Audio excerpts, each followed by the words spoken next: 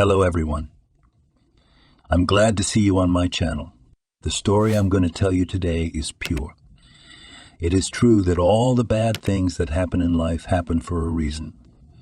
It is said that we can appreciate the good things, the things when they happen to us. I hope you enjoy this story. I wish you a pleasant viewing experience. Michael glanced at the bottom right corner of the notebook where the date and time were located. He caught himself when he saw that he was catastrophically late. Michael hastily got up from his desk, but immediately sat back down in his leather chair with a loud exhale. He covered his eyes, trying to cope with the sudden dizziness and the darkness before him. Michael nodded unhappily to himself. Lately, he had been catching himself more and more often with his well-being problems. The young man was bothered by a fatigue that was building up and building up. He began to be tormented by attacks of shortness of breath, appearing even after a small, it would seem, load. For example, if earlier he easily ran to the 5th floor of the office, ignoring the elevator, now such a march up the stairs was given to him much worse. His condition began to notice acquaintances, colleagues, and of course relatives. Michael walked frighteningly pale, tired, not himself, like a ghost, except that the chains did not rattle. However, to the doctor he was not in a hurry, because he diagnosed himself workaholism. Yes, the man worked hard. He could skip meals without feeling hungry because of the business and continuous work process. He practically never took a day off. Michael also slept very little. He knew perfectly well that 8 hours is the recommended norm of healthy sleep. However, he was inspired by the stories of successful people of the past who slept much less but were able to achieve greatness. For example, the Roman politician and military leader Gaius Julius Caesar, who founded the great Roman Empire, slept only 3 hours a night. Would he have achieved this result if he had slept 8 hours? Michael thought. I don't think so. Leonardo da Vinci, if historians are to be believed, a brilliant artist and inventor, slept a total of 2 hours a night, working the other 22 hours. And Napoleon was not far behind. He slept 4 hours and claimed that only sick people slept 9 hours a night. Michael did not consider himself a sick person. He wanted to be among the geniuses. Then his mode was anxiously pointed out by concerned people, hinting that the man is not Julius Caesar and exactly so will drive himself into the coffin. He only joked in his own manner, waving his hand. I'll rest in the other world, Michael smiled carefree. There is no time for sleep when great things await us. Except that at that moment the man had not even imagined how close he would be to the other world at this rate of work. Now Michael sat in his office, unable to get up and go to a business meeting. I guess I should sleep sometimes, he grumbled aloud. Still hesitant to raise his eyelids, he touched his temples with cool fingers, hoping to give himself some relief. It bothered him, the condition of being able to go to work even in times of ill health or illness. There was a simple explanation. Michael had inherited his father's company not too long ago. He wanted to justify the trust of his parent, who had put his heart, strength, and health not only into raising a decent heir, but also into the enterprise. His dad, Scott, was the founder and owner of Farm and Garment Company, which owned a number of popular clothing brands. But that's now a thriving business. Before, their family had nothing. The family's success story could be a role model and an inspiration for business endeavors for today's entrepreneurs. Scott came from a simple family. His father worked as a mechanic and his mother was a cook in the school cafeteria. When Scott was 10 years old, the family experienced grief. They lost his father. The man's heart couldn't take it, so began a new, difficult period of their lives. Money was scarce. The boy could not watch his mother labor alone. He was brought up to be a man who should be a support. So he started working part-time at the age of 12. He delivered newspapers to mailboxes, offered to wash cars, carried boxes of vegetables in stalls. In general, did not bend any work. When Scott went to the 8th grade, he was lucky enough to get a job in a clothing store, where clothes were sewn for rich customers. Basically, the teenager was engaged in what ran messenger on various errands. However, the work attracted him. After 2 years, he decided to try himself as an apprentice to a fashion designer. He avidly absorbed the experience of craftsmanship, as well as observed the structure of the business from the inside. It was during that period that the idea of a future business was born in the soul of a young boy. However, the main motivation in his career was love. Scott met Jessica when he turned 18 years old. It was Jessica who became the person who supported all his ideas in word and deed. They got married at the age of 20. It was only a year after the wedding when they decided to open their own knitting factory. Admittedly, the business was family-owned, very small. At first, Scott and his mom and his wife sewed their own custom-made clothes and linens in their own living room. It was difficult and inconvenient, but the result was worth it. The next push on the road to success was a bump in the road. Their partner turned out to be dishonest and at the last moment refused to buy out a large batch of already sewn clothes. Then the couple, having consulted, decided to sell the goods themselves. To this end, they opened their first small store. To their amazement, the goods in the store were sold out as quickly as fresh hotcakes at the local market. Later, one store became a chain, and then the brand grew into a corporation. Knowing the history of the brand, Scott's son Michael, at the helm, simply could not let this ship with branded clothes wreck. Michael realized from childhood that he would be the heir to the company, but that was not his burden. He loved the brainchild of his parents with all his soul. As a high school student, Michael helped his father keep up with the times by taking the brand online. Later, they took the brand to the overseas market. Unfortunately, the market was now flooded with new clothing brands that appeared like mushrooms after rain. There were a lot of competitors and no time to rest, so Michael worked hard to improve the company. For example, he now wanted to offer customers clothes made of eco-friendly materials in a natural style. For this, he planned to use organic cotton. He believed that the eco-friendly trend would help the firm reach greater heights. Only Michael did not know that instead of a business meeting, he would end up in a doctor's office. Michael didn't immediately open his eyes, feeling as if his eyelids were filled with lead. The dull ache in his head was growing, and something was stirring in his chest. The man opened the top drawer of his desk, where a cardboard packet of painkillers lay. When he pulled it out, however, he found it glistening, already emptied. "That's great. That's just great," Michael grumbled, tossing the packet into the paper garbage can. Having no better alternative, he picked up the half-empty water bottle and took a couple of sips. Relief didn't come, but there was no choice. Time was running out, making the punctual businessman even more nervous. Gathering his strength, the man got up from his chair. Picking up the necessary papers, Michael headed for the exit from the office. But he didn't have time to touch the door handle. The world in front of him was spinning, and rapidly plunging his consciousness into chaos. Michael did not even realize what was happening to him, as he collapsed to the floor unconscious. When he lifted his eyelids, a bright light hit his eyes, and the unpleasant odor of alcohol and sterility immediately entered his nostrils. His left arm ached, and the back of his head hurt too. The discomfort made Michael groan, drawing the attention of the young woman who sat next to his bed. It was his fiancée, Jessica. "Honey, are awake? God, I was so worried. Wait. I'll get the doctor," the spectacular blonde whirled around. She rushed toward Michael at first, but then darted the other way toward the exit. Michael didn't have the strength to stop her and demand an explanation. Within a couple of minutes, a nurse and a doctor entered the room. "Michael, glad to have you back with us," the doctor smiled. "My name is Frank. How are you feeling?" "Michael is fine," he said, confused. "I feel at sea in my eyebrows, and I don't understand what happened. How did I even end up in a hospital bed?" "Your secretary found you on the floor of your office," Jessica cut in. "Hello." She called an ambulance, then called me. "You passed out." "Must have been sleep deprivation," the man said, embarrassed. Except the doctor shook his head. "Unfortunately, the causes of your condition are much more serious," he informed. "I don't want to jump to conclusions or scare you, but my prognosis is not favorable. I'll be able to tell you more precisely when we've made the necessary examinations."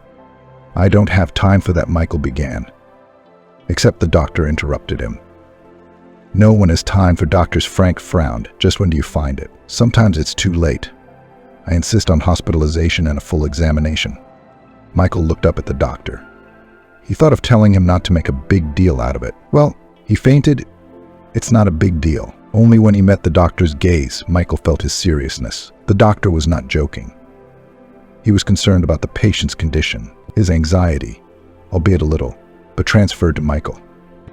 And the parents, when they learned of their son's condition, not on a joke alarmed. So Michael was forced to postpone deals and contracts to deal with his own health. Since that day, everything was wrapped up. A string of medical offices, examinations, procedures, tests. The cardiologist appointed a lot of studies. As a result, it was found that Michael has the most severe pathology of myocardium. At the same time, the disease was rapidly progressing. After another examination, the doctor came to a verdict.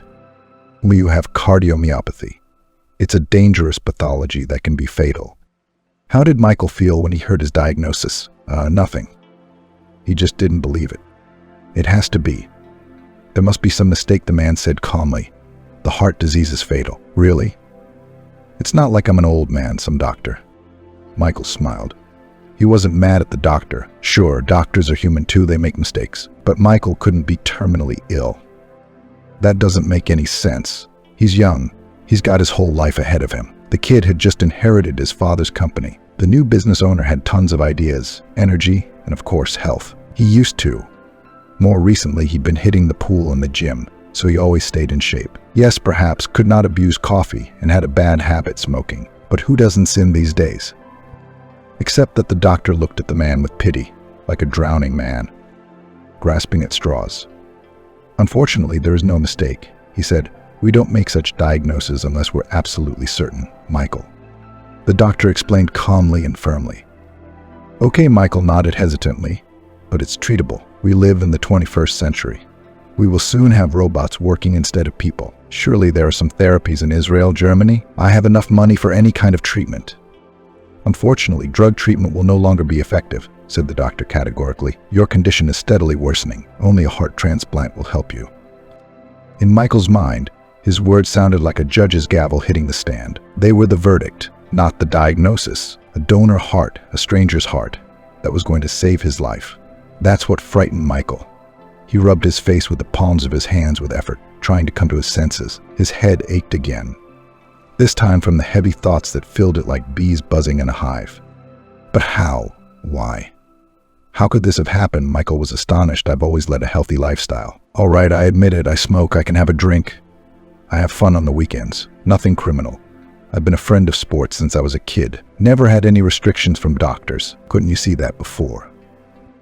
All situations and people are individual.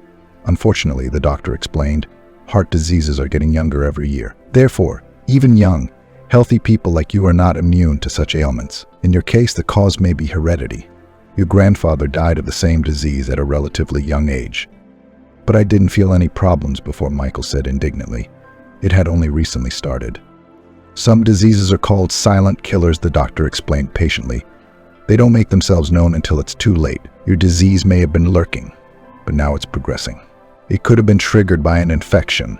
Your mom said you were sick recently, but you kept working. By the way, your habit of being sick on your feet and working hard has also contributed to your health. You'll have to change your lifestyle, eliminate exercise, stress, and diet.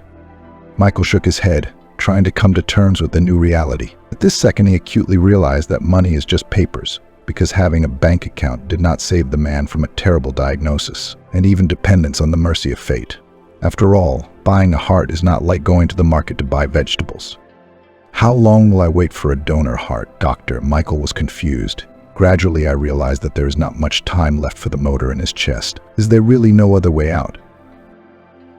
Either a transplant or a miracle will help you. The doctor spread his hands.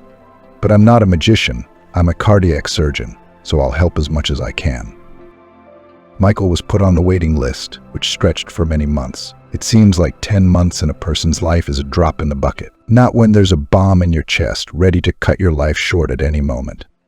Every day, Michael lived in hope that today he would receive a phone call saying that they had found a donor organ. After all, he was absolutely not ready to say goodbye to life. Jessica, however, insisted on speeding up the process and simply buying the organ through a transplant clinic. We have the money, Michael, she said, her plump lips tightening. Why are you standing in line like you don't have any? Michael shrugged. Yes, there was money. He had, admittedly, been inquiring about buying an organ himself. It turned out that the modern world was such that everything was bought and sold. Even when it came to a human heart, this issue was regulated by law. There were a lot of pitfalls, but to buy a heart was real. Only Michael couldn't. Something inside him resisted. It told him to wait in line humbly and patiently, to live in hope just as others do. Buy a donor heart. Buy someone's life, he echoed his fiancée's question. It even sounds kind of wild. Blood donor, okay? Bone marrow, okay. But a heart. There's no real volunteers to give a heart, right? Do you need it yourself? I don't understand, Jessica said, looking at Michael confused. Why are you saying this? I'm saying that my hope for survival is a kind of sin. I mean, if I want to survive, I have to hope that someone dies. Someone dies in an accident or a coma or something, leaves me their heart, and then they're gone, leaving their loved ones, their parents, their children. Jessica pressed her beautiful lips together again, looking completely displeased. You won't even recognize the man's name. What do you care? That bothers me, too, Michael said thoughtfully, that I won't know the name of the man for the man who saved my life. And so the days passed. They stretched slowly, like gum stuck to the bottom of a shoe. Mother was the hardest of all. She couldn't contain her emotions. Every time she saw her son, she tried to smile, to be happy. But then she said goodbye to her child, as if for the last time, and began to cry, holding her son to her chest. "But everything will be all right," Michael smiled, stroking his mother's trembling shoulders. He truly believed what he was saying. Thursday was extremely rainy. It had been raining all week, turning the streets into a parody of the canals of Venice, except that it wasn't gondolas, but cars splashing water all around them. Michael received a call on his phone that divided his life into a before and after. Michael was informed that a suitable organ donor had been found. Happiness swept over the entire family. However, excitement was felt more. Michael himself was not worried. He was sure that everything would go well, and he had nothing to lose. His premonition did not let him down. The operation lasted 8 hours and went without complications. The man woke up with a new heart, and it was working properly in his chest. The organ was absolutely healthy and full of vigor. The days after the surgery were hard. Michael felt as if he had fallen back into childhood, that helpless state that babies are in. He even jokingly called himself Benjamin Button, a character from his favorite movie. Michael was like an adult and a child at the same time. It was like he was learning to live again. Some time after the transplant, Michael was allowed to watch TV and read a little. He was discharged about a month later. Then he was in home rehabilitation for another month. Every day Michael's condition was getting better, and soon the disease and the fear of dying seemed something distant, as if from another life. However, he was really starting a new life, because a new heart was beating in his chest. 3 months had passed since the operation. Michael felt great. The only thing that worried him was the name of his savior. Thinking about it did not give rest, tormented his soul as much as the disease before that tormented his heart. His condition was noticed by his best friend Brian. He paid another visit to his comrade. "You look sad, Mike, I get it. You're unhappy that we're not meeting for a glass of good whiskey as usual and drinking freshly squeezed juice." And on a Friday night, the man grinned and lifted the glass of bright orange liquid. "Trust me, buddy, I'm not thrilled with what I'm drinking either," Michael replied with a grin. "By the way, it's pumpkin and carrots, I think. You're lucky. They used to make me drink beet juice. It's good for your blood vessels." Brian shook his head sympathetically. "No, seriously. What's the matter with you? Are you worried about the company?" my friend asked. "Casper and Jessica are doing okay, aren't they?" Michael sighed. "Yeah, about the company. That's what I'm worrying about." He's not used to delegating his responsibilities. His deputy Casper and fiancée Jessica were now handling the business. He wasn't even allowed to get involved in business so he wouldn't get nervous and avoid stress. Only that wasn't what Michael was worried about. "You know, I decided from the very first day I had a heart transplant that I wanted to learn about the donor's family. Not just find out, but go to them. Thank them. Tell them how grateful I am for the chance their relative gave me. Maybe help financially, I don't know," my friend asked thoughtfully. "Do you think that's a good idea?" "Not everyone will be happy if a man comes to them and says, 'Bring me to the organ of your husband, brother, son.' There's a reason they keep everything secret," Brian objected. "You're right." I guess Michael nodded, looking at his own glass of juice, which he hadn't touched yet. "But what if they need help? They've lost a loved one, possibly the breadwinner." "Okay, but how do you know the name of the donor?" "As far as I know, doctors aren't authorized to release that information. It's confidential. It's against the law. I heard somewhere that it's possible to get the donor's name. A year." "You're right again. But I want to at least try to find them right now, especially since you can find out anything you want for money. You know, I feel like I have to find them. Do I have to? It's like my heart is begging me and leading me. I wake up at night and I feel it beating and tearing. Man, it sounds stupid, doesn't it? It's like I'm a character in some soap opera." Brian was thoughtful and shook his head. "You know, when you got sick, I got interested in this whole heart transplant thing. Well, I found out that Rockefeller bought himself 5 or 6 hearts, lived over 100 years as a result. I've heard that," nodded Michael, who had a passion for reading biographies of famous people. "What about it?" "Nothing. It's not about him. I just read about people adopting the habits of their donors." He sipped his juice with gusto, continued. "Suddenly, for example, one woman who before the operation did not drink alcohol and did not like fast food. After the transplant, she wanted a can of beer and chicken and loved the donor's musical tastes. At first, she liked classical music, and then she liked rap music. Turns out the donor was a college boyfriend who had crashed his motorcycle. He liked beer, listened to rap, and loved fried chicken and batter. There are many, many cases like this. One worker who got a violinist's heart loved classical music, and the guy who got a drowning man's heart transplant was terrified of bodies of water. And you're saying that my new heart also requires meeting the donor's loved ones. His friend Brian understood correctly, smiling. But it's not much what your heart wants. There was a case where a man married the donor's widow because his heart loved her. Michael woke up laughing. You know, I used to remind myself of a character in a melodrama or a Brazilian soap opera, but you beat me to it. He poked his friend in the shoulder with his fist. Don't tell me that my heart loves someone else. She's a rival. She'll find me before I do and eliminate me. Oh, you, Brian waved his hand angrily, then took a generous sip of juice and grimaced at the taste. I'm trying to be supportive.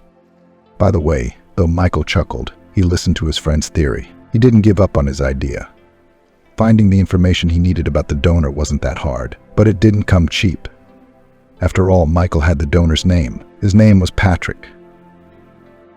When Michael received the letter with the information, his heart jumped in his chest, beating faster. It turned out that his savior was a young man the same age as Michael. He'd been in a car accident on one of those rainy days when the roads were slippery. His heart was a perfect match for Michael, so perfect that even the doctors were shocked. The man's voice trembled with overwhelming emotion.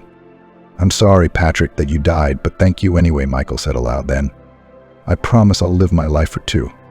Unfortunately, finding a name was not enough. Finding the donor's relatives turned out to be a whole quest. Michael had to hire a private investigator to find out that the boy was from an orphanage. He had no parents or other relatives. The apartment was state-owned. It went to the state after the young man's death.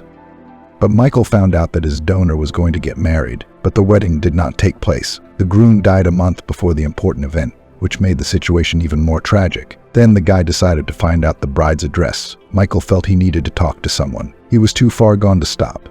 That's how he found out that the bride's name was Audrey Fomina. That's where Michael headed. The navigator led him to a village, and from there kind people showed him the way. It turned out that the house of the donor's fiancé was located in a Dhaka community on its outskirts. The dilapidated building was located on a plot of land near a dense forest. Getting out of the car, Michael was confused and even embarrassed. He pulled out his smartphone to check the address again. There were no signs on the house, but the map said it was in the right place. The house looked completely abandoned. A patch of tall grass surrounded it. The gate of the low fence was open, and in some places it had fallen down. Michael decided to follow the overgrown path to the house, but no sooner had he reached the front door than it swung open. A young woman, in tears, jumped out. She was followed by the man's threatening drunken shout, "Get out of here." Someone's wife was thinking of pouring out moonshine. We live on it. Fool. The girl, whose eyes were full of tears, did not notice Michael and ran at him with a swing. Oh, she was frightened, looking up at the unexpected guest. I'm sorry, please, Michael said, confused. But the girl shook her head, wiping away her tears. It's okay.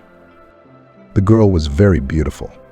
Despite her disheveled hair and tears on her cheeks, her green eyes were framed by curved lashes. Her eyebrows were dark, slightly covered by her bangs. Her hair was black, like thick tar, lips plump and sensual. Jessica, Michael's fiancée, had those lips as a result of surgery. The stranger's lips were clearly her own, as were the smooth, thin nose and cheekbones. Michael found himself staring at her. She had charmed him at first sight. His heart froze in his chest, skipping a beat. Then it beat fast and fast, picking up the pace again, as if recognizing the brunette. Michael put his palm to his chest, seriously afraid for his heart. He didn't need such worries, and the nature of them was unclear. The girl is beautiful and crying. Any man would want to protect her, to feel like a knight. However, Michael realized that this was not the main cause of concern. The girl, unaware of Michael's confusion, wiped away her tears with her sleeve before looking at the stranger. However, as soon as her eyes focused on the brunette's face, she became numb. Her face instantly lost its colors from sobbing and running, becoming as pale as a canvas. My God, whispered the girl, grabbing the cross that dangled on her chest. Oh my God, this can't be happening. She took a step backward on unsteady, shaky legs. Then, as if she changed her mind, she moved toward Michael again. A slender, graceful hand slid its fingers along the silver chain and reached for the brunette's face in indecision. The next moment, her thick lashes fluttered like butterfly wings, her beautiful eyes closed, and her body slid smoothly, as if in slow motion, to the floor. Michael, not realizing what was happening, picked the girl up in his arms. "But what's the matter with you?" he asked, frightened. but consciousness had already left the stranger. Hearing strangers talking from the house, an elderly man came out on the porch. He was holding in his hand a bottle of beer, almost finished, which he had touched when he went out for air. "And you," he shouted, waking up, "what do you think you're doing? What did Herod do to you?" Michael understood how the situation looked from the outside. However, he could not give a clear answer as to why he was holding the unconscious girl in his arms. And he doubted that this drunken man would be able to understand his words. "This is not the kind of meeting I expected at my donor's house," Michael said mentally. In fact, I didn't know what to expect. He took the girl in his arms. He noticed with amazement that Audrey, as the brunette was called, was as light as a feather. She fainted, he informed the owner of the house, unwittingly excusing himself. "I didn't do anything. Show me where I can put her. We need to call an ambulance." The man clucked his tongue in frustration, but stepped aside. "Take her into the room." "There's a couch," shouted the man. "Fucking witch." It was only when Michael had carried out the order, placing the frail girl with the greatest care on the old red sofa, that he turned to the old man. He frowned, his eyebrows drawn together at the bridge of his nose in a myopic stare, and then recoiled from Michael as if he were a ghost. His gait, shaky from the alcohol, became even more unsteady. Michael watched in bewilderment as the second man in the last 5 minutes began to shake at the sight of him, like a leaf in the wind. The bottle fell out of the older man's hands, its contents spilling onto the old carpet. Dibs on me." "Here's to it," wailed the man with superstitious consternation, looking at Michael. "You've come for me? For what?" "For me," the master of the house shook his teeth. They clattered, giving out a drumbeat. He paused in his words. "Holy, holy, holy," muttered the man, raising his hand threateningly and crossing himself. "Why have you come back? Why have you come back? Do you think I'm hurting her? No, I'm not. It's just that we need the money. I took care of her. I didn't neglect her. And your baby, too. I swear, Patrick." Michael shook his head. "The geezer's on a hot streak." "Belina, are you drunk, old man?" he whispered dazedly, adding louder, "Pull yourself together. Please give me a normal house address so I can call a doctor." He tried to calm the man down while pulling out his cell phone to summon help for the girl. But he never got a response from the owner of the house. At some point, he threw himself on his knees and began to recite either Our Father or some other prayer. Michael didn't understand. "It was crazy," he commented. This whole situation was getting out of hand. Michael was already dialing an ambulance number to call the paramedics, at least to explain the way. He realized that doctors were needed here. Psychiatrists, too, it seemed. But no sooner had he pressed the call button than the springs on the couch creaked. First briefly and then long. A barely audible moan came from the girl. Michael turned to her and immediately ran back to the couch. He felt a new wave of anxiety for the strange brunette. "Are you okay?" he asked, realizing that she had come to her senses. The girl blinked rapidly, as if getting used to the artificial light of the room. Then she focused her gaze on the face of Michael looming over her. Her lips trembled finely. She slowly raised a graceful hand and held it out to Michael's face. He watched mesmerized as the stranger's fingers touched his cheek. At first, she barely touched the man's skin with her fingertips and pulled her hand away as if she'd been burned. Her gaze became intense. There was a crease between her eyebrows and eyeline. The brunette only repeated the attempt to touch. This time she was bolder. Her hand rested on Michael's cheek, sliding over it with the utmost tenderness. She stroked his cheek with her thumb, and the touch was so pleasant that Michael could hardly keep from covering his eyes and moving toward her palm, like a cat nuzzling its owner. He stirred, pulling himself together. Madness must be contagious. I got some kind of airborne disease from these strange people, Michael said mentally. I can't believe it, the girl whispered. Tears came to her eyes again. They glistened like two gems, but she blinked and they fell from her lashes. The girl's tears slid down to her chin, leaving wet traces on her delicate skin. Michael gently touched her palm, moving it away from her face. However, when he tried to take his hand away from the stranger's fingers, the stranger prevented him from doing so. She clung to it, squeezing his hand with insistent softness. You have me confused with someone else, Michael said quietly, worried about the girl and her condition. Let me get you a doctor. All right, you'll get help. The girl frowned, drawing her straight eyebrows together. She shook her head stubbornly. She stared into the face of the man frozen in front of her. No, but how is that possible? Whispered the brunette, barely audible. You look too much like you. Like Patrick, the same face. Hearing the familiar name, Michael nodded. Yes, Patrick. I came here because of him. Patrick Akamov, he said, Say your name is Audrey Fomina, right? The girl's hand twitched. She jumped up sharply on the couch, assuming a sitting position. Yes, she nodded hesitantly. Patrick didn't tell me about you. That's why I was so shocked. I thought he had no relatives, no one. He was from the orphanage. Michael sighed, shaking his head. No, I'm not related to him. He froze in indecision. He thought that now was not the best time to admit that the heart of this woman's fiancé is beating in his chest. She seemed a little crazy to him. The brunette's eyebrows crept upward. Her gaze hid behind her bangs like a screen. Her face stretched and a hesitant smile appeared on her lips. Are you sure? She asked as if it were Michael, not her, who was acting like an escaped mental patient. Then the girl pulled out her cell phone. Opening the gallery, she found the picture and held it out to Michael. Can there be such coincidences? She asked, still looking at the man with disbelief.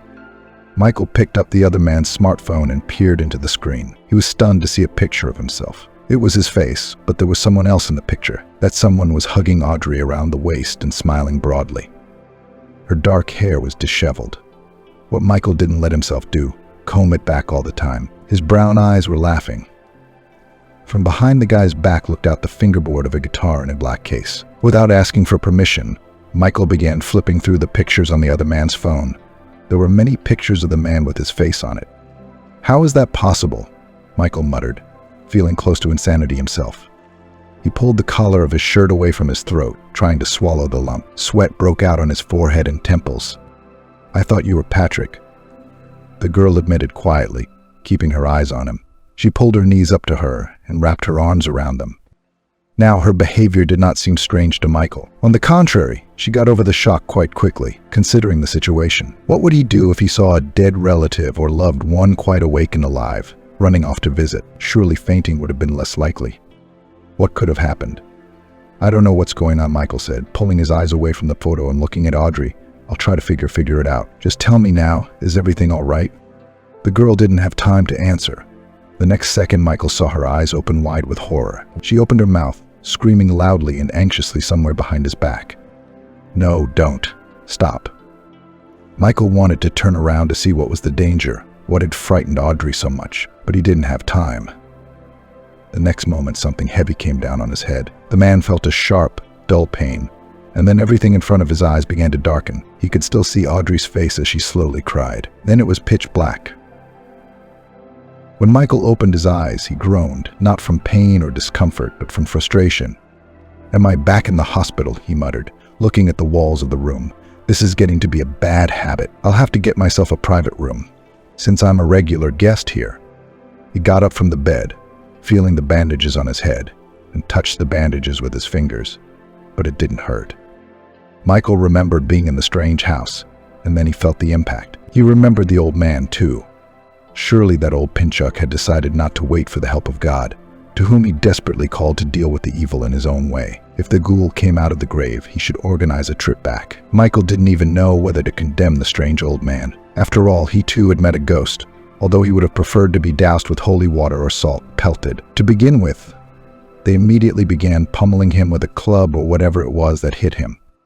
The answer to the question of where the wound on the back of his head came 10 minutes later. A nurse looked into the room, and noticing that the patient had regained consciousness, called the doctor.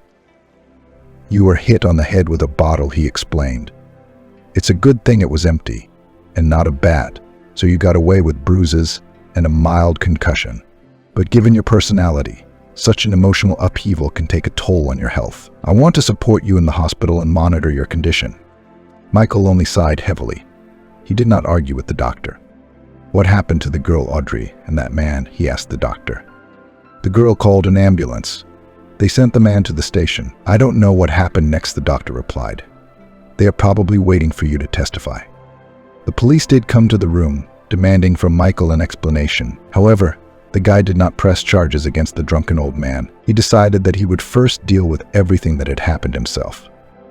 The next few days, Michael was lost in conjecture, trying to understand why his donor looked like a twin brother or a clone. It wasn't until he got out of the hospital that he was able to unravel the mystery. Michael arrived at his parents' house as he didn't want to ask such strange questions over the phone. Upon hearing his story, they looked at each other. Michael's mom looked at her son with fright, reached out her hands and squeezed his fingers.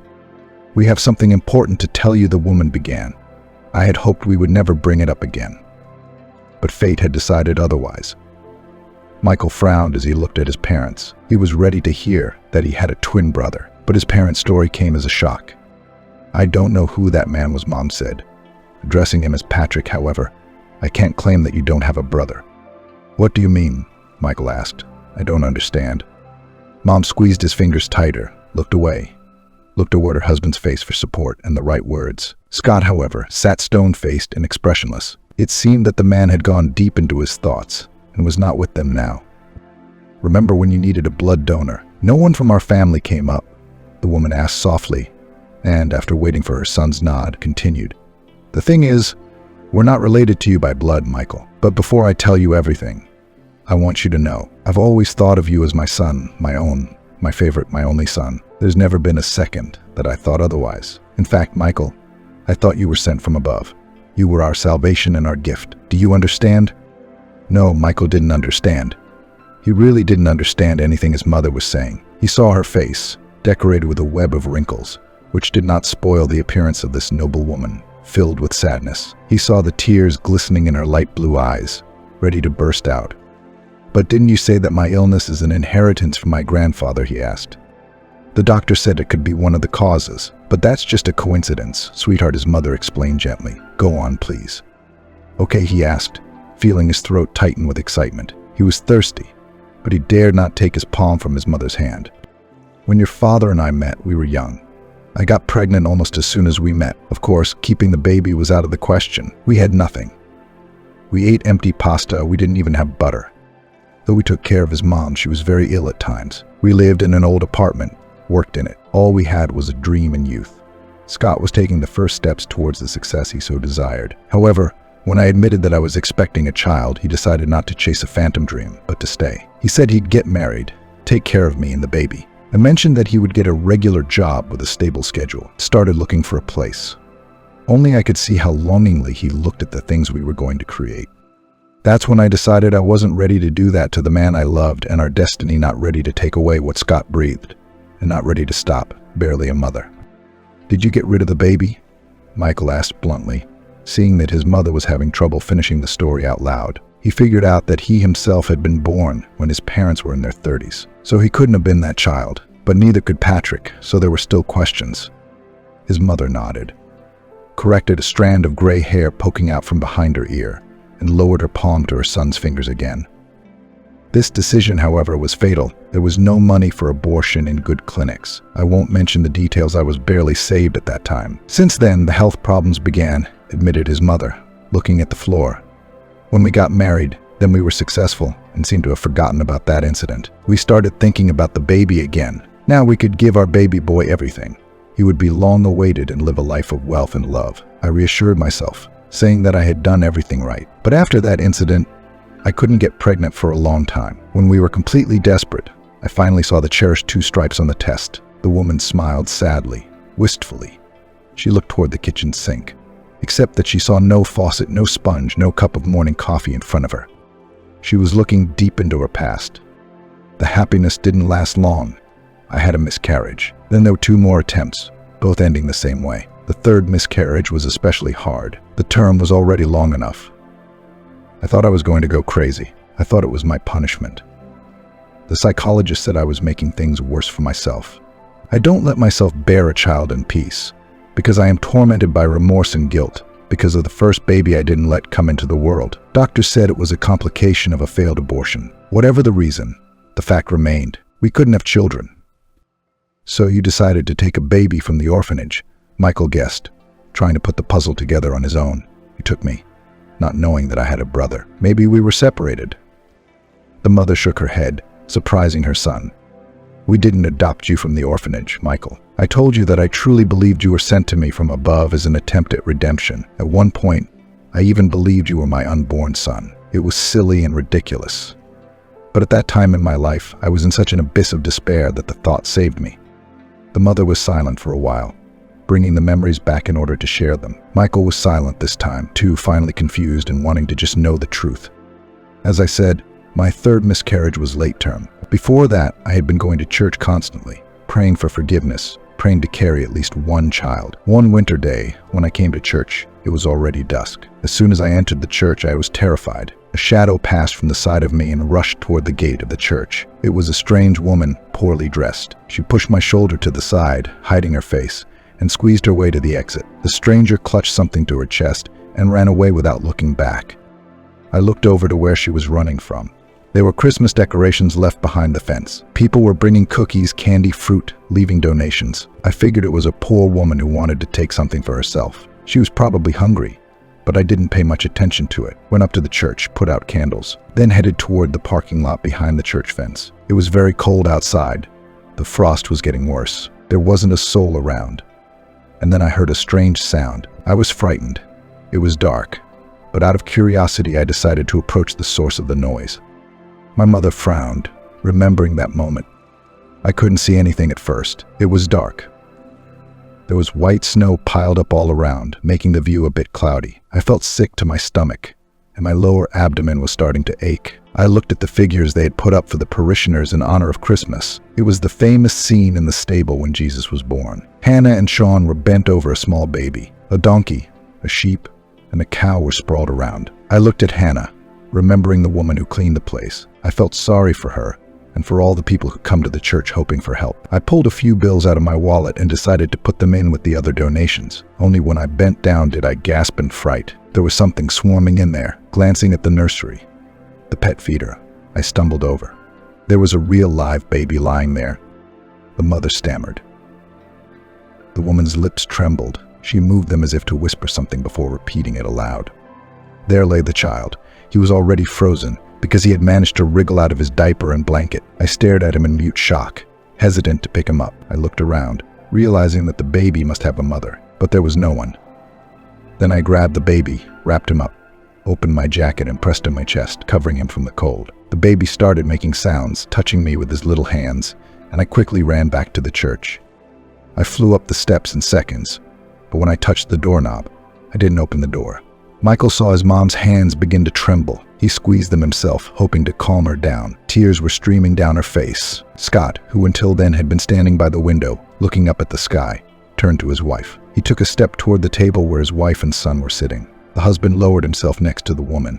He placed a hand on her shoulder, encouraging her. She barely bent her head to his palm, accepting his support, exclaimed, wiped away her tears, then spoke again. I couldn't give him up, the woman confessed. I could feel his little heart in my chest. Your heart, Michael, your heart, beating like a little hummingbird. So quickly, so desperately, the thought struck me of how cruel it was to leave you here in the cold. For if I hadn't come by morning, you would have frozen to death. Then I remembered that I had been so cruel to my own child. And then your fist grasped a strand of my hair, and you smacked your lips and whimpered. You were hungry, cold, tired. My hand shook, but I held you tighter to me. As if to prove her words, his mother squeezed Michael's fingers hard. He listened to her in shock, recognizing his past. I turned around and ran like a thief to the car, looking around, afraid of being called or caught. When I arrived with you in my arms, Scott was in shock. He said we should call the police. He thought the baby had been stolen. But I had already fallen in love with you. That night I had a miscarriage. Only this time we didn't tell anyone. We buried the baby and left you in its place. Everyone I knew was convinced I'd finally given birth. The doctor said I had a home birth. It was becoming more and more popular at the time. I made up stories about giving birth in the bathtub, about being at one with nature, that it was this comfortable environment that helped me give birth for the third time. Did you stay with us, son? Michael exhaled heavily. This tragic story was seeping into his consciousness. Gradually it was digested by him, forced him to accept new facts, which his mind could hardly perceive. It's not easy to spend your whole life thinking that your parents are related, and then find out such shocking details. However, that turned out not to be all. The mother continued. Who are your real parents? I don't know. There were no other children there. However, Scott kept watching the news, dreading to see a story about a lost boy. Then he came across a similar case. A baby boy had been abandoned in the same neighborhood the same night. He was found by a man taking out the garbage. The baby's mother was never found. The baby was given to an orphanage. We thought it was a strange coincidence, but maybe I scared that woman away and she didn't have time to leave the other baby at the church. Maybe it was your blood brother who became your donor. Is that really possible? The mother looked at her son in confusion, then at her husband, and then shifted her gaze back to Michael. No one present had an answer to this question. However, Michael was determined that he would definitely find it.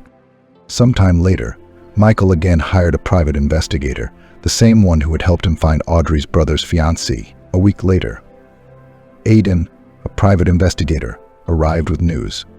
Patrick went into an orphanage right after he was born. He said, "I haven't gotten all the details yet, but I can tell you something." He looked for the papers in the folder, and with a nod, continued. He was found by the garbage cans. The case made the news in January. The child was sent to the hospital, and from there to an orphanage. At first, everyone felt sorry for the baby, so foster parents were found almost immediately. Rich businessmen who needed to save their marriage and reputation. The man was seen in suspicious scams, so the couple wanted to whitewash themselves. The detective showed Michael pictures of the brother's adoptive parents. What went wrong? Michael marveled. And Audrey said that Patrick was in an orphanage, that he had no relatives. The detective nodded. This is the second part of the story, he said, pulling out more pictures, this time with young Patrick. When the buzz around the baby died down, our rich people realized that the baby wasn't that wanted. They got their PR, as eyewitnesses say. The couple was in constant conflict. At first, they hoped that the baby would make up with them, help to return not only the public's favor, but also love. However, it did not work out. The child constantly cried, was sick a lot. In general, behaved like a normal baby, which they were not ready for. Instead of the happiness of motherhood and fatherhood, they got a headache. In the end, the spouses divorced with a scandal. Neither of them wanted to take responsibility for someone else's child. Both went abroad to different countries, leaving the child in an orphanage. The foster parents gave up their son when he turned 4, the detective continued. In case you're wondering, they both went bankrupt. What happened to the grieving mom? I don't know, I can find out. But the deadbeat dad ended up going to prison for an economic crime. I don't need to find out what good that would do now, Michael said sadly, looking at the pictures of his brother. You can't bring my brother back, and you can't change his fate. We were both thrown away like garbage, except that he was betrayed twice. He lived in an orphanage when I was with kind, loving parents. Not only did I get a family, I got his heart. Somehow that doesn't seem fair at all. The detective cast an inquisitive glance at his client. Usually he remained professional to the last, but now he couldn't help but be struck by the story of the 2 unmasked twins. "I'm sorry," the detective said. Michael nodded hesitantly, still staring at the photographs. They evoked a strange feeling in his soul. It was as if he were looking at himself. There was a copy of himself in the pictures, except that there were no such moments in his past. Here he sits with a guitar and smiles at the photographer, a fluffy red cat at his feet. Here he is hugging his girlfriend. Later, Michael sat in a bar with his friend Jack. Jack was downing a Scotch whiskey. Michael took a swig of plain water. Michael wanted to drink something strong today, but he didn't dare to do that to his health, especially after his brother had given him a part of himself. "I didn't even know I had a brother," exhaled the man, still in shock. "And now it's too late." Jack glanced at his companion, shook his head. He tapped his friend on the shoulder. "Leave it alone, Michael. What's the use? There's no reason to feel sorry for yourself," he said softly. "You couldn't have done anything because you didn't know. It wasn't your fault. You were just luckier that night. And if you want to thank your brother in any way, you must realize that you have more responsibility now. You have to be happy for both of us. Michael, you know what? Let's split it in half." With those words, Brian poured whiskey out of his glass. Emptying his buddy's glass, the amber liquid filled it just a little, covering the bottom. Michael looked at it detachedly, picked up his friend's glass, tipped the drink into himself, letting it burn his gut. Warmth spread inside, warming his chest. Suddenly, a plate of cheese was nearby. He grabbed a piece of cheese, popping it into his mouth. "Hey, what about his fiancée Audrey? Have you seen her yet?" Michael shook his head negatively. "I don't know what to say, and how to show up either. I don't think she wants to see the face of her dead fiancé. But from what you've told me, I'm sure my face looks better than the face of the old man she's living with." "That's her grandfather," Michael explained. He remembered the old man's face with annoyance. More than once he had thought of the girl running out of his house, of the way he had shouted after her.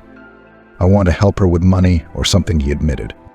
"That's the right thing to do," Jack nodded, indicating approvingly on the cheese plate. Another week passed, and Michael was still hesitant to return to Audrey's house. He did, however, after more news from the detective. "Your brother has a son," he informed her during another meeting.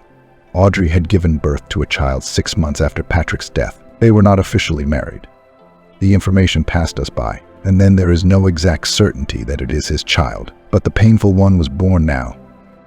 The very next day, Michael came again to the cottage village. He knocked on the door, and Audrey opened it. She turned pale again. Seeing the face of the dead fiancé, it was obvious how she was blushing and trying to come to her senses. "It's you again." "Michael," she nodded. "May I come in? I have some news." The girl led him into the house and sat him at the table, offered him tea and cookies. Michael thanked her, but did not touch the food. He told her the story of the lost and exposed twins, about how Patrick's heart had turned out to be the perfect donor organ. Even the doctors were amazed. No one knew it was his brother's. "Tell me, Audrey, do you have a child?" "Is it Patrick's baby?" Michael asked softly. "Yes, we wanted to get married. We were saving up money for the wedding. I didn't want a big celebration, but he told me it had to be special. He said I deserved the best." Audrey smiled sadly. "But my pregnancy forced us to hurry. We applied for the registry office as soon as I found out I was expecting a child. I was so nervous at the time. I kept dreaming of a princess dress, but now I thought it wouldn't fit my belly. Patrick reassured me, said it wouldn't show when I was a baby. And then he died."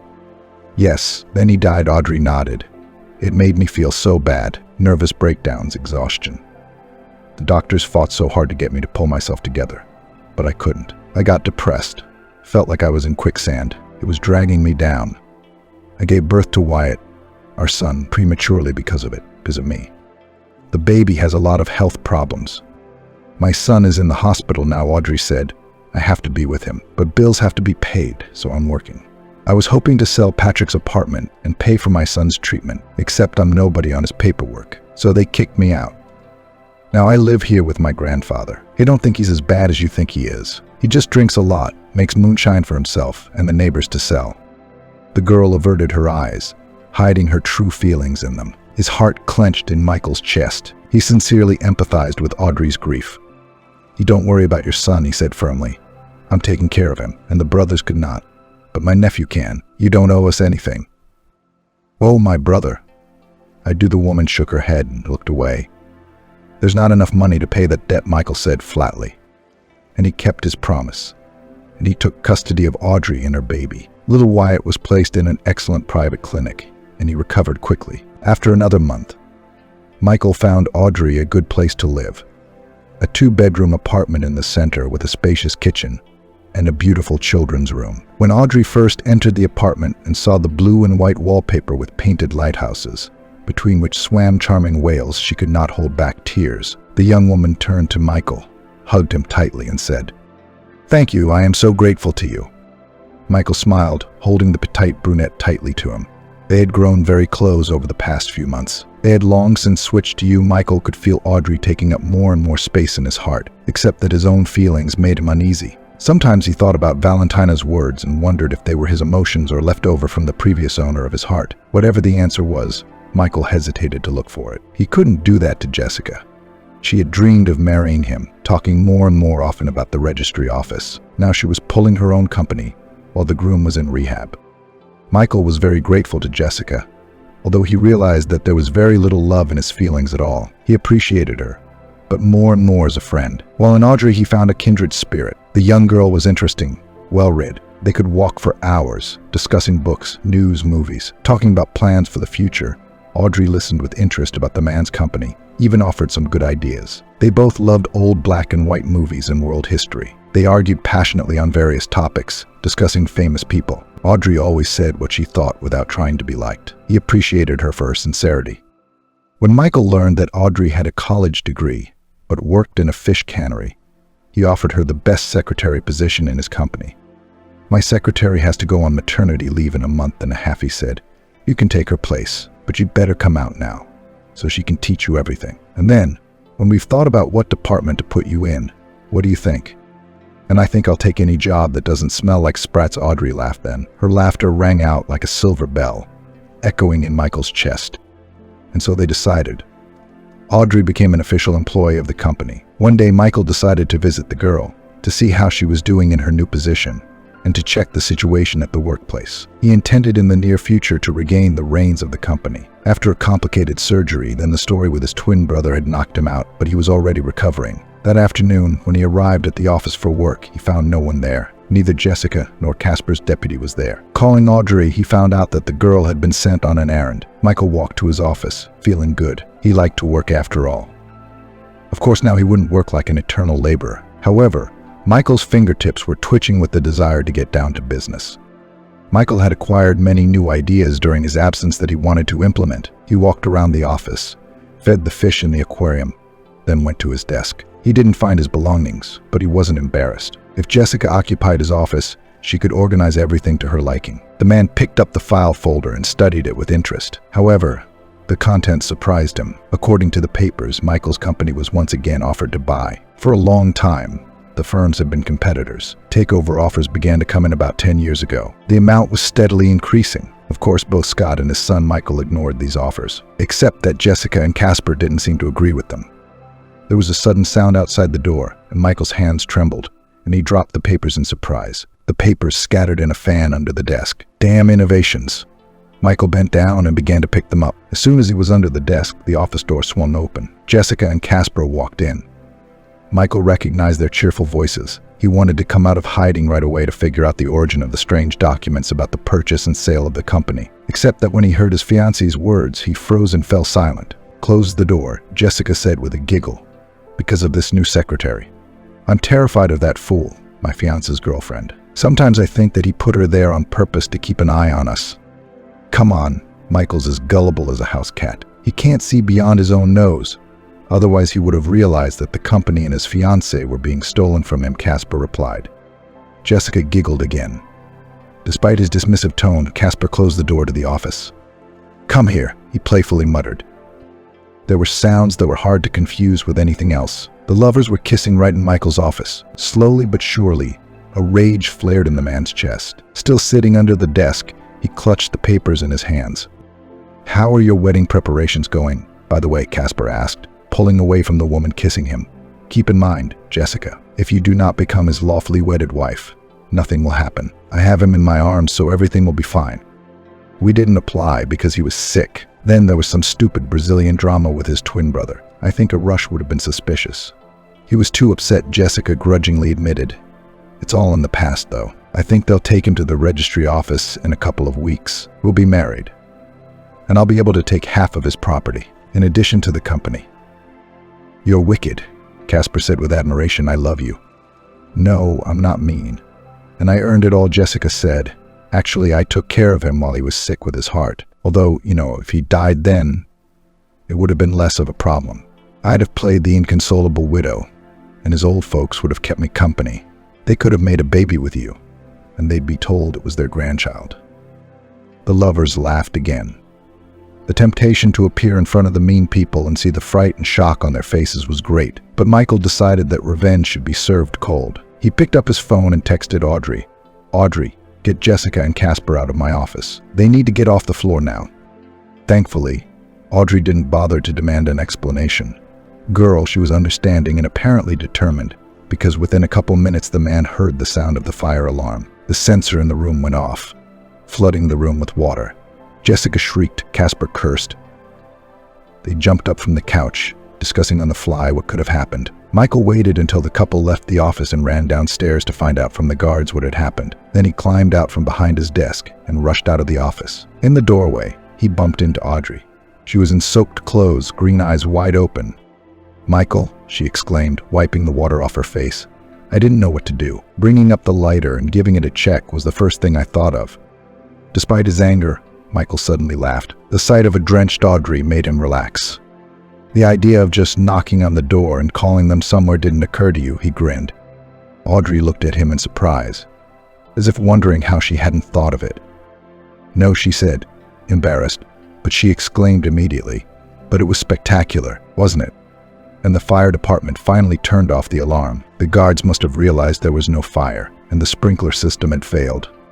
Michael looked toward the elevator and the stairs that led to the office floor. Surely Jessica and Casper must be about to return. He glanced at a confused Audrey. An unexpected thought crossed his mind. He realized what he wanted and how he could get back at Jessica and Casper. Audrey, do you want to marry me? He blurted out. The girl, who had been trying to tidy her hair, froze and looked at him. Blinking in astonishment, she mouthed, Michael, There was no fire. You weren't breathing carbon monoxide. She smiled, but the smile was confused. No, I'm sorry. I mean the sham marriage, Michael corrected himself. His heart twinged, though, as if disappointed by the remark. I need someone I can trust, Audrey. He briefly explained the situation to her. The girl shook her head, thinking his idea delusional. It's about as crazy as pulling the fire alarm to get your boss out of his office, Michael said, looking at Audrey slyly. Audrey's cheeks flushed. I was helping out a friend, not my boss, she said grudgingly. Michael's chest felt good again. Fortunately, it didn't take long to convince Audrey to help him again. The young people applied for a marriage license. Michael paid for them to get married in a week. At the same time, he returned to the company office without warning and found a lock on his place. Casper's face reflected surprise, but he quickly suppressed that feeling by smiling broadly. Buddy, Casper exclaimed, standing up from his desk. What are you doing here? Did you come to see us? Michael grinned. And you've been warming my seat, he nodded at his chair. It's comfortable. Casper was not confused, waved his hands. What are you? It was just unseemly to meet people in my office. This place is more conducive to making good deals, he said quickly. Michael nodded, agreeing slowly. Under Casper's gaze, he walked to the aquarium, picked up the food again, and poured it over the fish, watching the scalarias and guppies swim for their treats. Suddenly, Jessica entered the study. Her heels clacking, she smiled broadly as she looked at Casper, and without noticing Michael, she exclaimed, Hello, my love. He made frightened eyes, glanced toward the aquarium, prayed, turned around, and turned sharply pale. Hello, my darling, she repeated, rushing toward Michael. I heard your voice and came running at once. The woman hung on to him, but he pulled away, wrinkling his nose in disgust.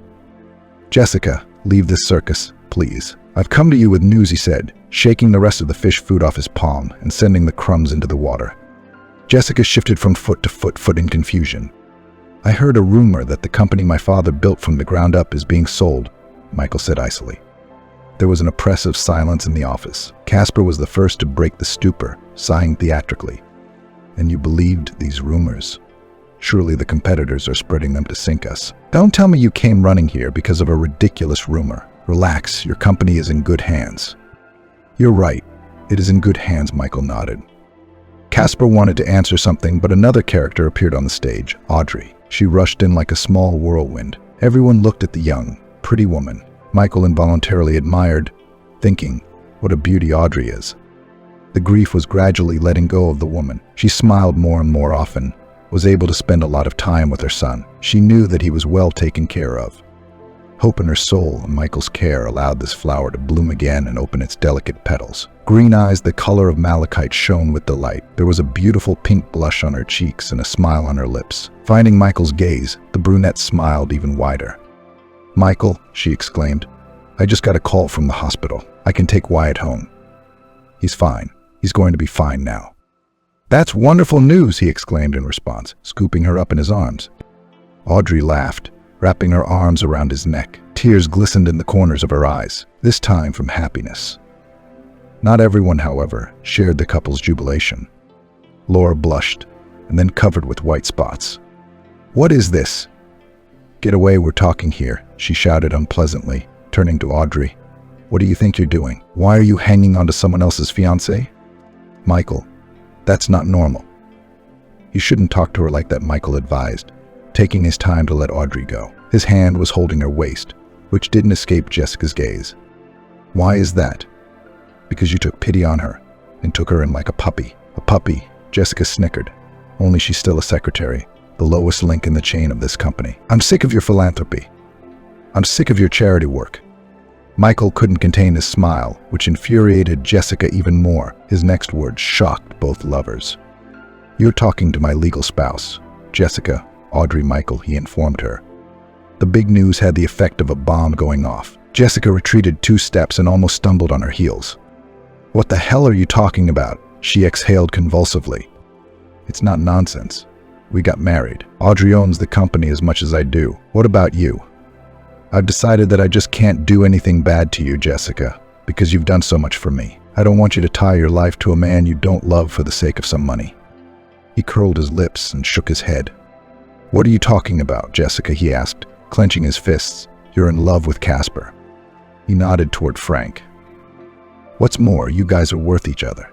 You are equally vile and despicable individuals, so I wish you all the best, but as far away from me and my company as possible. You're both fired. The order's already been given and signed. You can't do this to me, Jessica screamed hysterically. I cared about you. Like you take care of a good purse, the man spat out, looking at his ex-fiancée with contempt. You know, Jessica, I can't even figure out what pisses me off more, the fact that you betrayed me, or the fact that you wanted to get rid of my father's company. You knew how much she meant to me, and you made the deal anyway. Or maybe that's the reason. The woman jumped. You were obsessed with your company, and you didn't even pay attention to me, and you decided that the best way to win back my affection was to have sex with Frank. Michael raised his eyebrows, unable to stand her nervous laughter. Jessica, calm down, you've lost. So get your stuff and vacate the office. However, Jessica didn't want to listen to him. As if mad, she grabbed the statue from the table with a shout. It's all you. You told him about the sale. She rushed at Audrey. The girl was so astonished that she didn't even think of dodging. She froze in place, looking at Jessica. Michael was faster. He covered his spouse, so the statue hit his shoulder. Grabbing Jessica and snatching the statue out of her hands, Michael pushed the blonde away, breathing heavily with indignation. Jessica, if you don't leave, I'll call the police myself, he promised. Frank, this concerns you too. The lovers were forced to leave the office, slamming the door behind them. Michael gave them a grim look and turned to Audrey. Looking into her face, he asked her thoughtfully, Are you all right? Are you scared? Blinking, the girl shrugged her thin shoulders. To be honest, I didn't have time to be scared for you, she admitted. I didn't realize what she was holding. I thought that if you got hit on the head again, you'd get away with a concussion. Michael had a sudden urge for Audrey to touch his face with her fingers, just as she had when they'd first met. His gaze slid to the girl's pale pink lips. At that moment, he didn't care, whose feelings were tearing at his chest. He realized that he just couldn't hold them back any longer and had to let his emotions come out. Michael slowly leaned in, as if to allow Audrey to pull away, but she didn't. The brunette's eyelids drooped and she leaned forward, allowing the man to touch her lips. The kiss was tender, long-awaited, and full of a kind of relief, as if a weight had been lifted from their shoulders, as if wings had grown and they could fly. That's strange, he laughed. We're already married, and I kissed you for the first time. Audrey smiled too. Embarrassed by this turn, she hid her face against his chest, letting herself be pressed against him. She could hear her heart beating fast and happily in her husband's chest. It had been 5 years since Michael and Audrey got married. However, the wedding had to be reenacted. Michael decided that Audrey should have a dress with a corset, which she dreamed of. He fulfilled every wish of his beloved wife. Their son Wyatt was healthy, even though he was monitored by doctors. Also at the spouses grew up a year-old daughter, Emily. Michael, as promised, lived for two, for himself and for his brother. Over time, he began to notice what Jack was talking about. The man's tastes and habits were indeed changing. Sometimes he remembered something he couldn't have known. He began to like detectives, though he had previously read only nonfiction, memoirs and biographies. His brother, as it turned out, had a whole collection of books by Agatha Christie, Arthur Conan Doyle, and James Hadley Chase. One evening, Michael realized that he wanted to run his fingers over the strings of the guitar, although he could not play. His brother, on the other hand, played the guitar perfectly. At times like this, he felt as if Jack were reaching out to him, waving, reminding him of himself. He wasn't forgotten, though.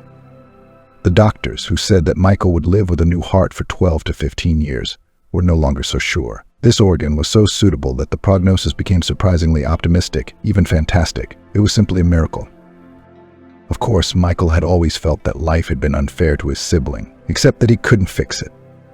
But he could make a better life for his favorite woman and his child, and Michael also hoped that part of his brother's soul remained in his chest, which meant he was still alive, and let him look at the world through the eyes of his twin brother and breathe with his lungs. But he loves with his heart.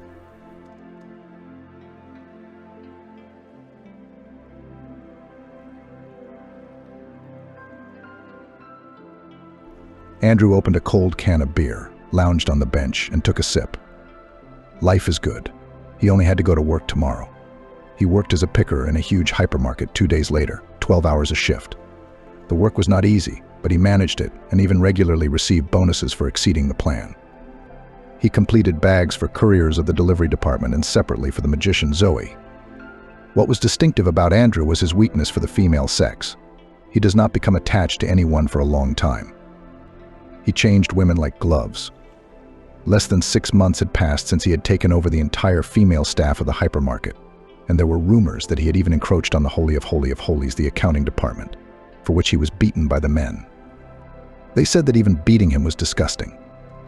That's how he would have skated from one woman to another, if not for Zoe. She worked as a cashier in the department. Her eyes were like 2 deep lakes. Her voice was like the trumpet of Jericho. And she always smiled when Andrew passed her cash register. He noticed how she caught his eye, and this gave him courage. Andrew decided that Zoe was the one he wanted to keep close. One day, when Andrew was standing in line at Zoe's to buy groceries for dinner, he decided to talk to her. "Hello, beauty," he said, smiling. Zoe turned very slowly and sedately and looked at him like a boa constrictor at a rabbit. "Hello, if you're not joking," she answered quietly. Zoe, with her powerful personality and indomitable energy, was a true Amazon. Everyone in the area knew her and was afraid of her. Men and women walked around her. Even the dogs on the street crawled away when she passed by. Andrew first met Zoe on that significant day when she was dispersing a group of hooligans who were trying to rob an old woman from the magician Zoe. She ran up to them like a thunderstorm and began waving her arms like a big windmill. The hooligans scattered like cockroaches, and Zoe helped the old lady get up and took her to the store. "Thank you, daughter. You are a real heroine," said the old lady, hugging Zoe. Zoe smiled and turned away. "You're welcome," she muttered. "I just don't like it when the weak are offended." Andrew was amazed. He saw how Zoe dealt with bullies, how she decisively entered into conflicts with the enemy.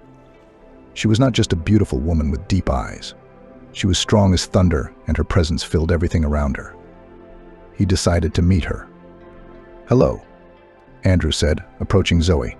"You are a real fighter. How do you do it?" Zoe smiled. "I'm just not afraid of anyone since childhood," she answered. "And I don't allow others to be afraid of me." Since then, they became friends. Andrew learned that Zoe is not only a threat to bullies, but also a caring daughter who takes care of her old mother. They spent evenings together, walked around the city, discussed their plans and dreams. "Aren't you afraid of me?" Zoe asked once. "No, I respect your strength and determination," Andrew replied. And so their story began. Andrew and Zoe, wind and thunder, merged into one big sky. They were inseparable, like lightning and thunder. Their friends and acquaintances looked at them with respect and a little fear, because Zoe was not just a woman. She was a woman who was feared by everyone who ever encountered her. That evening, when the city was shrouded in fog and the streets were empty, Zoe and Andrew were walking in the park, and they had long been more than friends, but less than lovers. Andrew always felt that Zoe was not just a woman, but a force of nature that he would like to always have by his side. "Andrew, have you ever thought about the future?" Zoe began, stopping at an old oak tree. Andrew looked at her, and his gaze was full of questions. "Of course I thought. And you know, there is always you in my future," he answered Zoe, smiling. Her eyes shone like 2 stars in the night sky. "I want you to be with me not only in the future, but also now," she said, taking his hands. "Andrew, I want you to become my husband." Andrew was amazed. He never thought this could happen. Zoe had always been a mystery to him, rebellious, free. But now she stood in front of him, offering him her hand and heart. "Are you serious?" he asked, not believing his ears. "Absolutely," Zoe answered, squeezing his hands tighter. "I don't want to be the woman everyone is afraid of. I want to be your wife, your support, your peace of mind." Andrew looked at her and realized that this moment was inevitable. Whether he wants it or not, he will become her husband, and then whatever happens. He realized that Zoe was not the worst thing that had happened to him in his life. "Zoe, I will be the happiest man in the world if you become my wife," he said. They walked through the park, ate ice cream, and then, like 2 school children, they went to the cinema and took tickets to the last row. Andrew tried to kiss Zoe when the lights went out, but he didn't dare. She was too monumental. The next day, while he was working, he went to get some groceries for lunch. And of course, he stood in line at the cash register, where Zoe was working. She worked silently and decisively, like a large and precise machine gun. He even began to worry when his turn approached. "Hello. How did you sleep?" Andrew didn't know what to start talking about, although he usually had a good tongue. He knew how to handle women's ears. "Hello, if you're not joking," Zoe answered without a smile and began to punch through the goods. "I slept great, but the mosquitoes bothered me." "It's okay. I'll buy plates. They fly away quickly." "Shall we meet at the weekend?" Andrew asked timidly. "Certainly. How can we live without it?" Zoe answered just as colorlessly. "Next, don't hold up the line. We'll talk later." Andrew was at a loss as to how to behave. On the one hand, she herself invited him to marry her, and on the other hand, she acted as if she didn't know him at all. Zoe and Andrew took one day off together and decided to spend the weekend at a recreation center by the lake.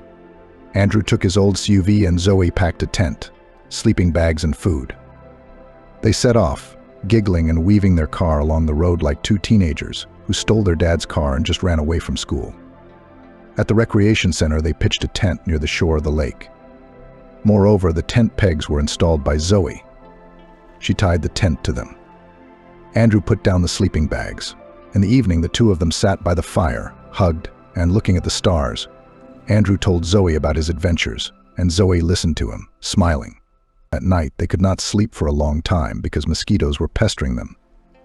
Andrew wanted to pester Zoe, but she fell asleep with lightning speed and started snoring so that he had no chance. The next morning, they decided to go for a ride on the lake on an inflatable boat.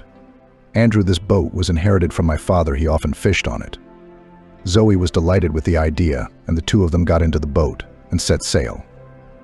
Andrew realized that he needed inflatable vests and borrowed them from a neighbor. So they were both wearing orange life jackets.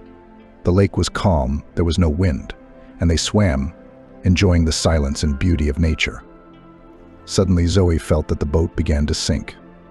The water filled it, albeit quite slowly. Zoe panicked. Andrew immediately grabbed the oar and began to row quickly, steering the boat towards the shore. Zoe held on to the edges of the boat. Her eyes were full of horror. "Zoe, hold on, we'll get to the shore." Andrew shouted. Zoe was shaking, but she believed Andrew. He was her savior. Her, a woman who was not afraid of anything. When they finally reached the shore and climbed out of the boat, wet, Zoe hugged Andrew. "So scared," she said, as if she were a little girl and he was her dad or older brother. Andrew smiled and kissed her forehead, as if she really were his daughter. "Zoe, I will always be there. We are always together. Like wind and thunder, like lightning and rain." "A good fire wouldn't hurt us," said Zoe. She climbed into the tent and changed into a swimsuit and threw a towel over herself. Andrew was making a fire at this time so that he could warm up. Soon the flame was large enough, and Zoe hung a pot of water on the fire. She deftly peeled the potatoes and opened a can of stew. Soon they were enjoying a hot meal, and the dangerous incident faded into memory. The adventures at the recreation center continued. They walked through the forest, picked berries, and enjoyed nature. But one day, when they were walking along a narrow path, a brown bear came out from behind the trees. He was huge, fluffy, and hungry. Zoe stopped. Her eyes widened in horror. Andrew also noticed the bear and froze in place. The bear slowly approached, his eyes sparkling like coals in a fire. "Andrew, don't move. The bear is not aggressive if we don't touch it," Zoe whispered. Andrew nodded, but his heart was beating faster. The bear was too close. Zoe picked up the branch and began to slowly wave it in front of the bear. "Go away, bear, this is not your territory," she shouted. The bear hesitated. His eyes became smaller. She continued to swing the branch like a sword. "You shall not pass. This is our forest," she screamed. The bear retreated, its fur rose, but it did not attack. Zoe continued to squeal and threaten him with the branch until he disappeared into the forest. Andrew looked at Zoe with admiration. She was not just a woman, she was a real mistress of the forest. Her strength and determination were amazing. "You saved us from the bear," he said, hugging her. Zoe smiled and her eyes sparkled. She approached Andrew, kissed him, and dragged him into the tent. She was a passionate, loving woman and almost strangled her future husband. Andrew, barely able to stand, crawled out of the tent and walked towards the lake. There he washed himself, then began to wash himself and screamed loudly at the top of his lungs. Out of surprise, the birds flew off their nests and circled over the forest. "Andrew, let's get ready to go home. What if this bear decides to come back here at night when we are sleeping?" What do you mean, are you skin and bones? Here I am, food for him for several days. Andrew said, getting out of the tent. I wanted to offer this to you myself. Then let's get ready. And together they dismantled the tent and rolled it up, put all their things in the trunk, and finally decided to take a walk in the forest, which was full of berries. Zoe took the jar and was going to fill it with aromatic berries. Andrew was already tired of walking. But Zoe did not let up. She moved from bush to bush and resembled a bear herself. Andrew admired. He came up behind her and stroked her back. I'm finishing now. Andrew looked at her with tenderness and suddenly froze in horror.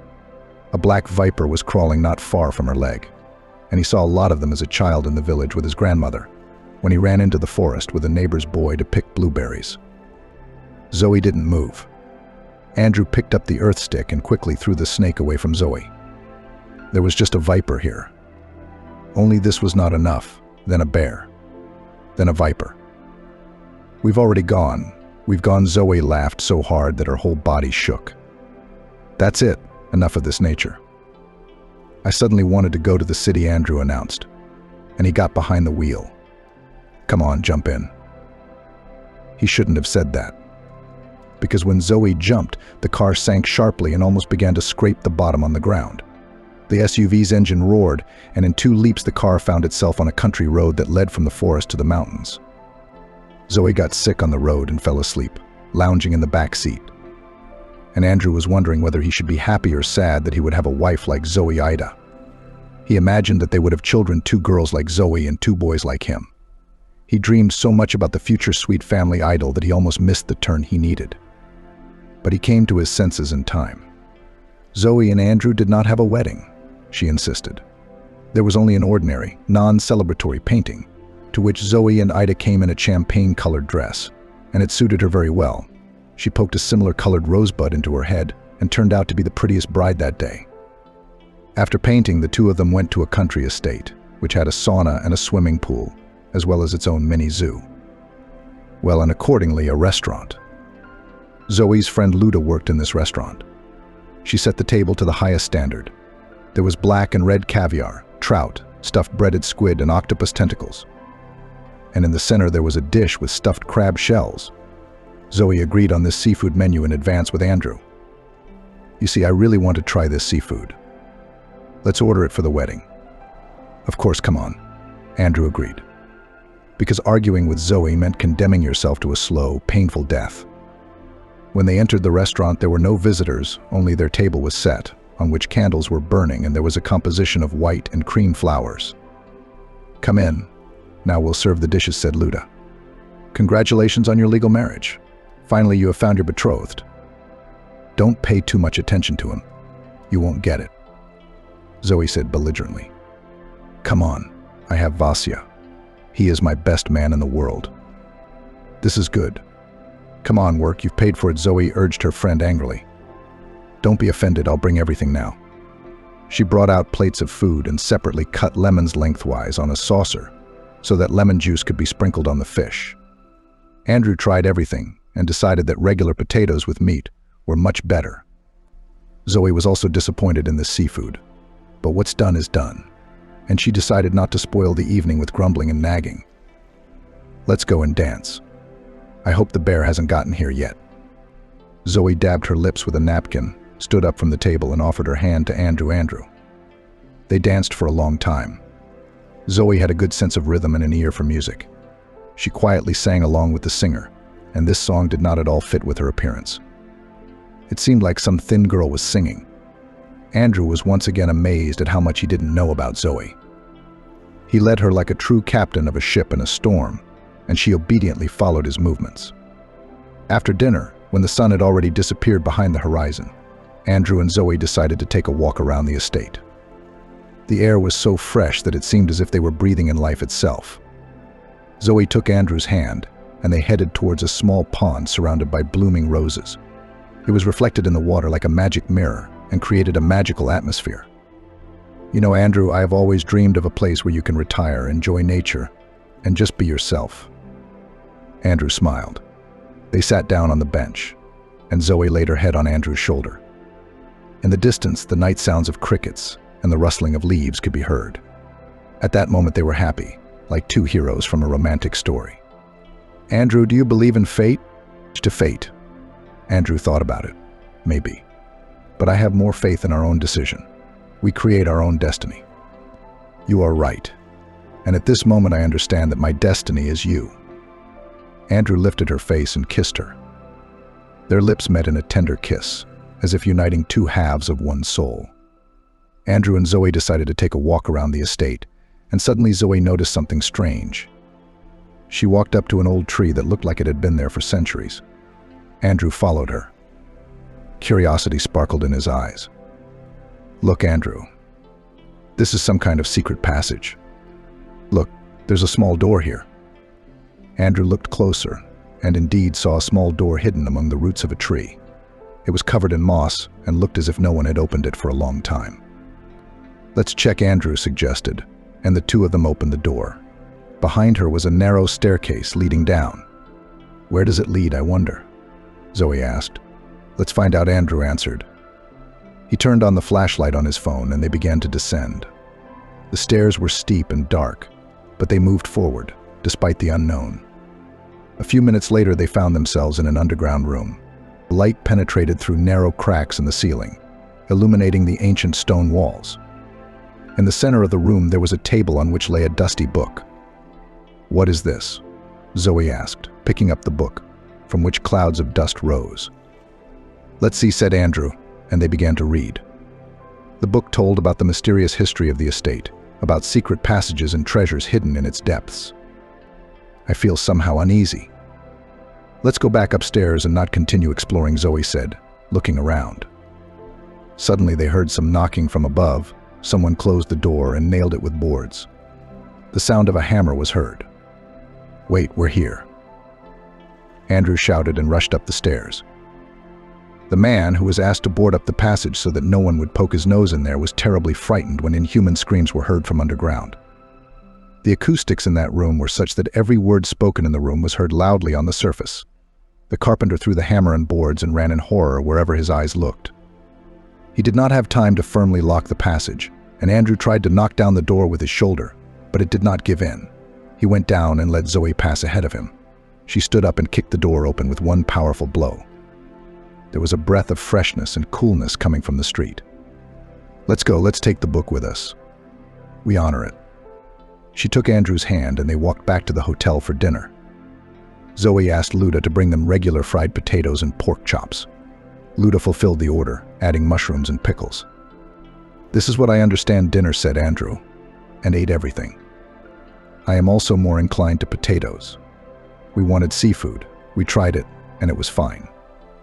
Zoe lived with her mother in a 3-room apartment. "My father lived for a long time with another family, in which he had a blood sister and brother. Since there was not enough money, Zoe went to work immediately after the 9th grade, and then completed her studies at night school. Zoe's mother worked as a school director, and Zoe was taught discipline from early childhood. She also taught her to cook and sew well, and also took her to a dance class. Zoe, on her own initiative, took up Sambo and achieved success. If she had not fallen in love with the coach when she saw him, the whole mood to train disappeared and her knees trembled. Naturally, Zoe was defeated by weaker opponents, although she was stronger than the entire team combined. It all ended with her being jealous of a girl from the team and pulling her rival's hair hard, for which she was expelled from the team. In parting, she slammed the door so loudly that a huge piece of plaster fell off the ceiling of the gym and fell on the coach's head. With a traumatic brain injury, he was taken to the hospital, from where he never returned to work, and was transferred to head a chess club near his home. Having suffered a little for the sake of order, Zoe decided that all this was nonsense, and she had to earn her living. And my mother had already retired, the amount of which left much to be desired. So she got a job as a cashier at a hypermarket. Training took place on the spot, and here students took exams and were immediately sent to the cash register. At first, Zoe was frightened by the crowd of people who stood at her cash register, and by various problems with the product, which periodically arose mainly due to the fault of the accounting department. The sellers were putting out items that had not yet been shown in the program, and because of this, Zoe had to yell across the room, "Kate, how much does cheese cost? It's not in the program." "I'll take a look now." come quickly. I have a kilometer-long queue. The day Zoe encountered the director of the hypermarket, she was already on the edge. The line stretched all the way to the door, and every customer was unhappy with the delay. When another product did not go through the system, Zoe could not stand it. "Kate, how much does this chicken cost?" "There is no such product in the system." "Just a second, Zoe. Everything will be now." Kate answered and went to the accounting department. But when Kate returned with the price, Zoe was already standing face to face with the director of the hypermarket, who came out to see what was going on and why they were shouting. "I can't work in such conditions." Zoe blurted out in anger. The director tried to hush up the problem, talked about difficulties, but Zoe is not one to remain silent. "Listen, if you cannot ensure the normal functioning of the Zoe magician, then maybe it's time to give way to someone more competent." The director turned red with anger, but Zoe's words resonated with the customers, who began to applaud. Zoe, feeling supported, continued, "I'm not here to correct your mistakes. I am here to serve people who, after a hard day at work, come to the store to buy food and are forced to stand in line because some chicken in the accounting department is sleeping on the keyboard instead of quickly processing the goods." The director, realizing that the situation was getting out of control, quickly left, promising to resolve all the problems. Zoe, nodding with satisfaction to the customers, continued her work, knowing that today she had done something important not only for herself but for everyone in this hypermarket. Zoe continued her work at the hypermarket, but her life was limited only to the cash register and price tags. After all, Zoe was not just a cashier but a real woman, capable of making changes in the most unexpected situations. One day, when Zoe was again standing at her cash register, she noticed that Director Richard was again trying to evade responsibility. He worked around the problems, and Zoe decided it was time to learn the order and discipline that her mother taught her. "Richard, we are having supply problems again. Products do not match price tags. Buyers are slowly starting to rebel." "Zoe, I'm busy. I have an important meeting." "Will you figure it out yourself?" Richard asked. "Of course, Richard, I always figure it out. But here's what I suggest, let's switch places. You will stand at the cash register, and I will go solve problems with the goods." Richard, not expecting such an offer, agreed. Zoe took his keys and headed towards the office. There she discovered that the accounting department had again screwed up the prices and the products were incorrectly placed on the shelves. Zoe set to work decisively. A few hours later, she returned to Richard, who was already standing at the cash register, trying to deal with dissatisfied customers. "Richard, I have everything sorted out. Now, do you know what it's like to establish order and discipline?" Richard was amazed. Zoe not only solved the problem with price tags, but also showed him that the director should be aware of all processes in the Zoe store and be more responsible. Since then, Zoe has become not only the best employee for the accounting department, but also for Richard. Sometimes she even joked that she would like to become a director. Maybe this isn't a joke at all.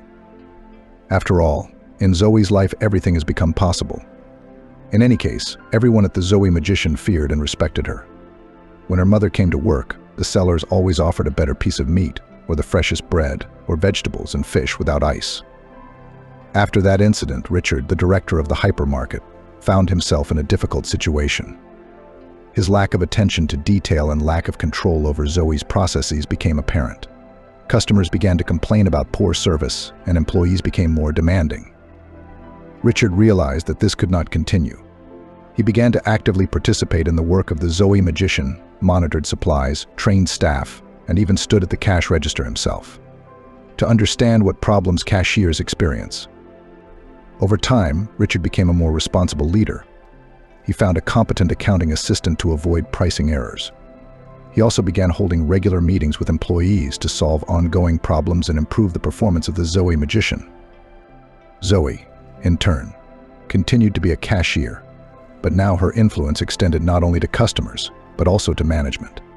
Richard even sometimes joked that Zoe could replace him as director. Of course, it was a joke. After all, Zoe was too busy with her work at the cash register and solving problems to think about such responsibility. Thus, thanks to her, he became a more competent leader, and the store was successful and prosperous. Sometimes even Zoe herself was surprised at how small changes could affect big results. Zoe's mom rose from the table and extended her hand to Andrew. Very nice, Andrew. Zoe talked a lot about you. Andrew shook her hand and smiled. I'm pleased too, Anne. Zoe is a wonderful wife. You raised her well. Zoe caught the hint in his words and blushed. Mom smiled. Well, let's hope that you and Andrew will be happy together. Zoe has always been persistent, and I'm glad she found such a good man. Anne sat back down at the table and poured them tea. Tell me how you met, she asked. Zoe and Andrew began to tell their story. Anne listened, smiling. It was clear in her eyes that she was happy for her daughter and her choice. And perhaps in this chest, among the memories, their happy moments were kept, which were just beginning. Mom's chest is not just a wooden box, but a real storehouse of memories.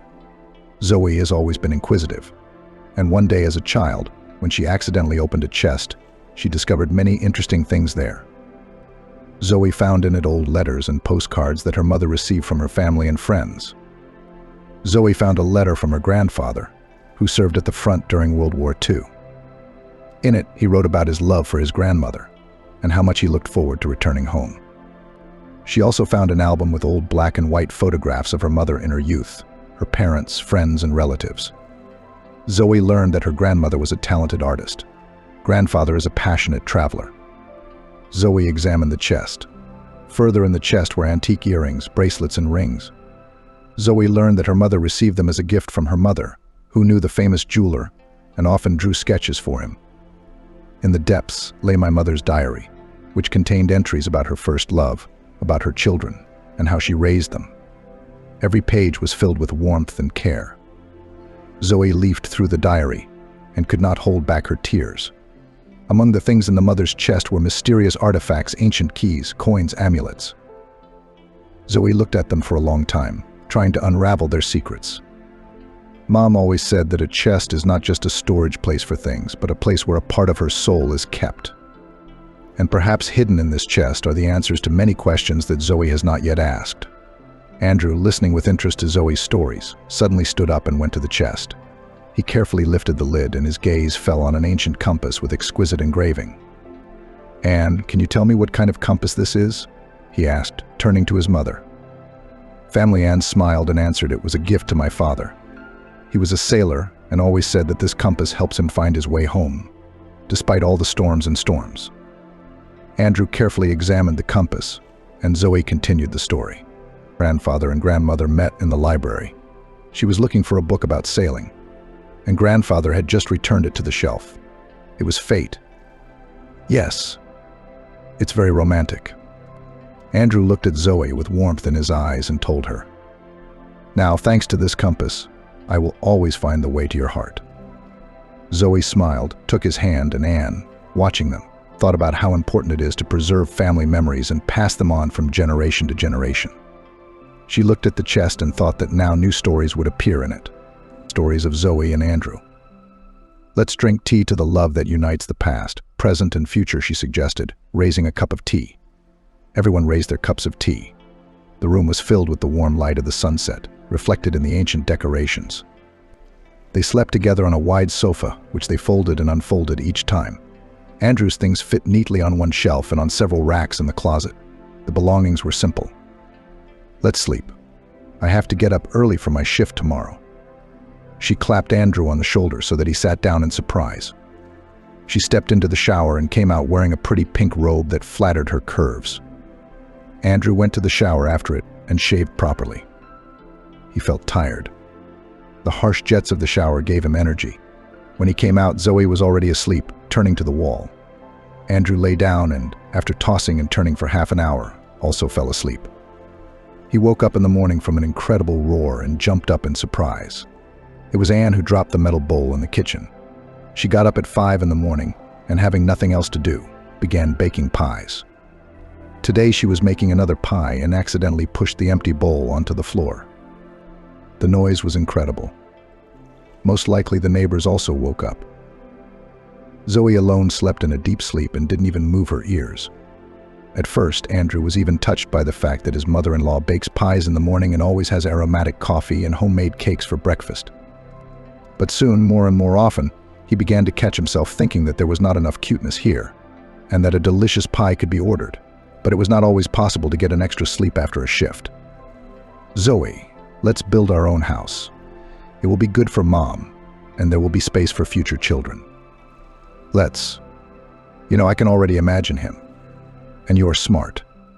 And she patted Andrew on the shoulder with all her heroic scope, so much so that she almost killed her husband. Andrew then rubbed his bruised shoulder for a long time. They started browsing websites where ready-made houses were sold. We started learning about mortgages. But after a week of viewings and calls, they decided that they would take their own plot and build the house themselves. For the project, they turned to the well-known Design Bureau City project. Andrew and Zoe came to the architect and explained what they envisioned for their home and how they saw it. The architect promised to draw them several plans and provide them within a week. But the project is paid. Well, let's say we can pull it off, but we still need to earn money for construction. Yes, Andrew, our salaries and my mother's pension are enough just to purchase materials for the foundation.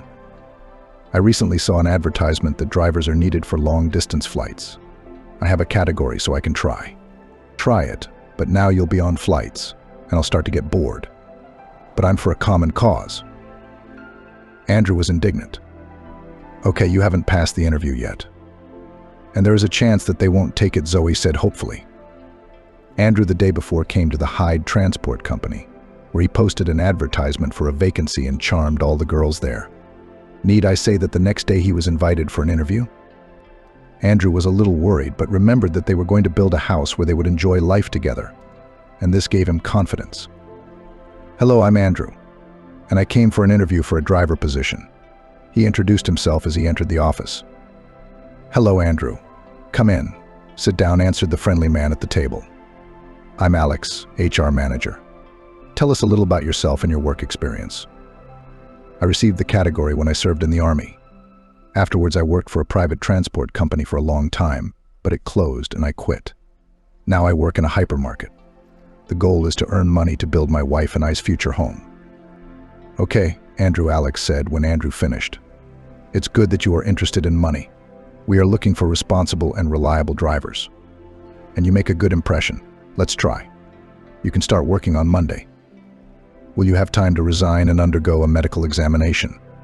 If yes, then come on Monday with all the documents." Andrew was both happy and puzzled at the same time. He thanked Alex and returned home to tell the good news. Zoe was happy for him, but she was a little sad because she knew that now they would see each other less often.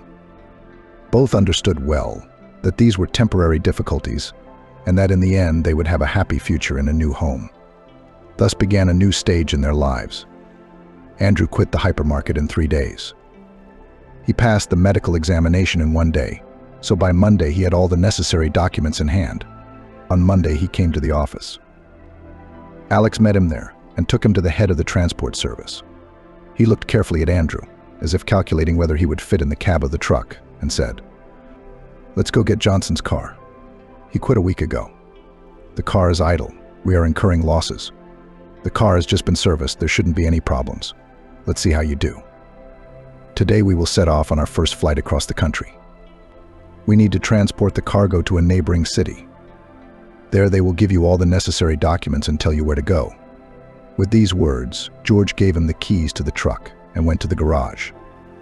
Andrew followed him. They approached a lonely blue truck. "Here is your horse for the near future. The flight is given a certain period of time. If you complete it on time, you will receive a bonus. If you don't, you'll get a bare salary." When Andrew got behind the wheel of the heavy truck, he could not contain his exclamation of admiration. Everything in this car was thought out to the smallest detail: the controls, the sleeping place. There was even a small refrigerator. He turned on the ignition and the engine started. A minute later he left the garage and drove to the address indicated by George. There he stood under the load and loaded the cargo quite quickly. A pretty girl accountant brought him all the necessary documents. She stared at Andrew while he checked whether all the papers were there. He was used to double-checking documents while working in a hypermarket. So he began to travel around the country. 6 months later, they began to give him flights abroad. The first flight was to France, where he spent the day loaded up. Andrew proved himself to be a responsible and disciplined driver. George has set him up as an example more than once. Zoe worked at the cash register, then took retraining courses and entered the economics department of the university by correspondence, so that she would later be promoted. As always, Zoe treated everything very responsibly and structuredly. Therefore, she had time to attend the construction of a house, pass a test, and combine all this with work at the Zoe store. Zoe was promoted to head of the finished products department.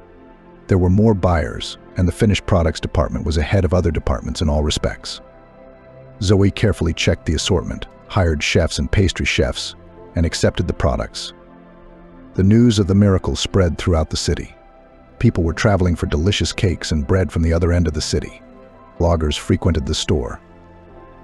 They filmed stories against the backdrop of the department's windows.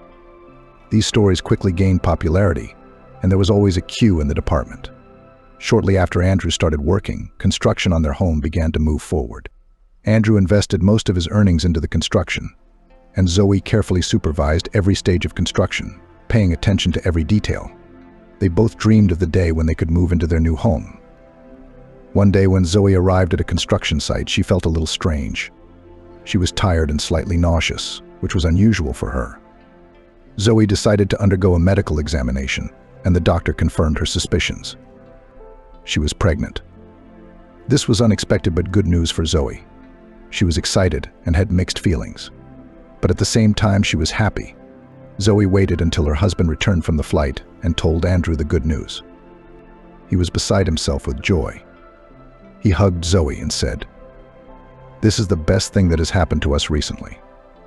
They were both very happy and looking forward to a new stage in their lives. Construction of the house continued, and every day they saw their dream becoming a reality. Andrew worked hard to provide for his family, and Zoe continued to study and work despite her condition. They both knew that all their efforts would soon pay off when they could move into their new home and start a new chapter in their lives with their future child. It was a time of trials and difficulties, but they were both confident that they could overcome all the obstacles in their path. "Andrew, soon we will be able to move into our house with you." I was at a construction site. The walls are ready, the roof is there, the windows are installed. By the way, I insured our unfinished construction. The girls at the Zoe Magician advised me, otherwise you never know, the building materials will be stolen. You're making progress. That's what I think. Now it's time to do the interior work, electrical, plumbing. How do you look at what I bring from my flights?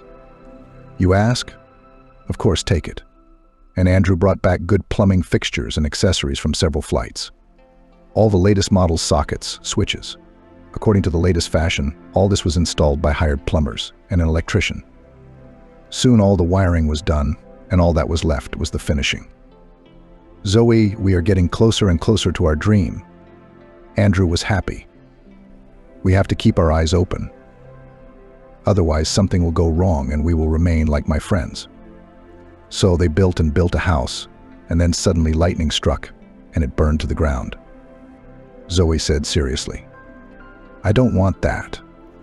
Andrew looked at her in horror. "Who wants it?" "I have already ordered the lightning rod. I want to enjoy life in the house longer," concluded Zoe. "When will the water be installed?" Translated to another topic by Andrew. "They promised this week," Zoe answered calmly. "I don't believe that we have done so much in such a short period of time.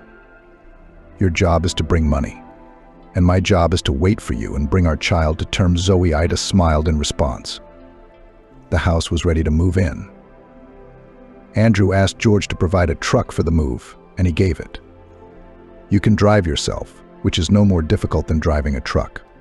As usual, you are responsible for the safety of the car." The young people had simple belongings. They wanted to buy the main furniture later, once they had sorted out their debts. All things were already in the house. Andrew invited Anne to go with them, who borrowed a calico cat from a neighbor. "Mom, why do we need a cat?" "That's how it's supposed to be," Anne stated categorically, carefully holding the cat in her arms, which was lying calmly. Zoe, whose rounded belly was already very noticeable, came out of the house and got into the car. "Let's go to our house." Andrew turned on the ignition, and the SUV slowly moved away. Anne was sitting next to her, holding the cat, and Zoe was stroking her belly from behind. She didn't have much room in the front. "Are you sure you know the way?"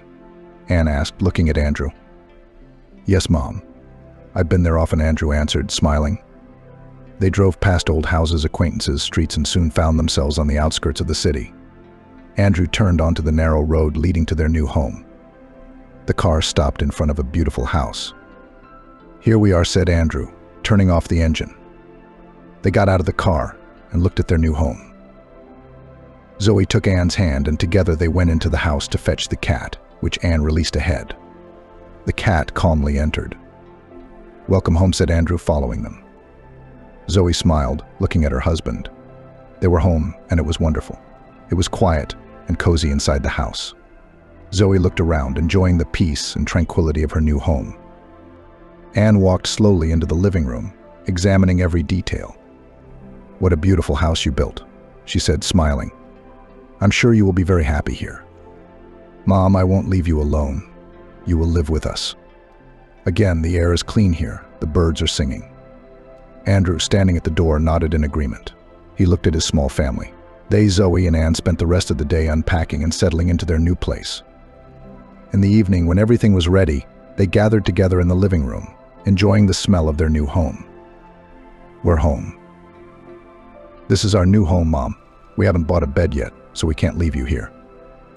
Now Andrew will take you home." "Okay, children.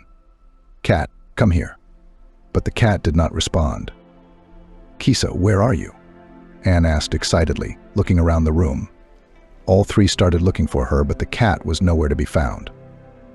"Maybe she went to look for her old house," Andrew suggested, but his voice sounded unsure. They went outside and called her, but there was no answer. Suddenly, Zoe heard a quiet purring, and the sound was coming from the house. They followed the sound and saw a cat sitting on the hood of an SUV. She must have gotten in there while we were inside.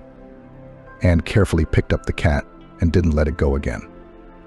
Zoe stood on the porch and waved after them until they disappeared from sight. Left alone, Zoe entered the house and walked through the rooms, enjoying the silence and comfort of the new home. She stopped and looked at the window. It was dark outside the window, and only the stars illuminated the night sky. Zoe smiled and went to the window. She opened it and breathed in the fresh air. She felt a stirring in her stomach and smiled even wider, stroked her stomach and whispered, "This is our home, baby." Zoe closed the window and went to the bathroom. She turned on the water and undressed in the shower. The water was warm and pleasant. Zoe stood under the shower, letting the water wash away the fatigue of the day. She turned off the water and dried herself with a towel. Then I put on my pajamas and went to the bedroom. The bedroom was quiet and cozy. Zoe lay down on the bed and closed her eyes. She felt her fatigue slowly disappear, and she drifted off to sleep. She thought about her new home, about Andrew and her future child. She smiled and fell asleep, and I didn't hear Andrew return home. He did not wake her up and quietly lay down next to her on the sofa, since they had practically no furniture. The room was spacious and airy. The next morning, Zoe woke up to the sun's rays coming through the window. I looked at my watch and saw that it was almost 10 a.m. It was a day off. Zoe got up, went to the kitchen, turned on the kettle, and started preparing breakfast. Soon Andrew woke up, went into the kitchen, and smiled. He approached her and hugged her. "Good morning," he said, kissing her on the cheek. Zoe smiled and replied, "Good morning. Let's have breakfast already. I want to eat so much. I have a little glutton inside me." She lightly nudged Andrew with her elbow, but apparently, as usual, she miscalculated the force, and Andrew bent in half. "You will be left without a husband so soon." Poor him. It hurts, right?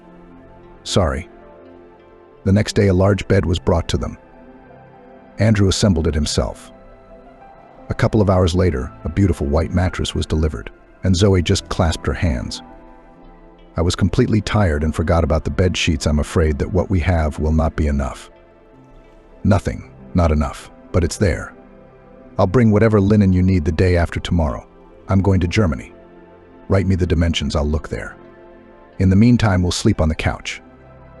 There is no point in spoiling the beauty. Andrew took a tape measure out of his suitcase and measured the dimensions of the mattress. That's it.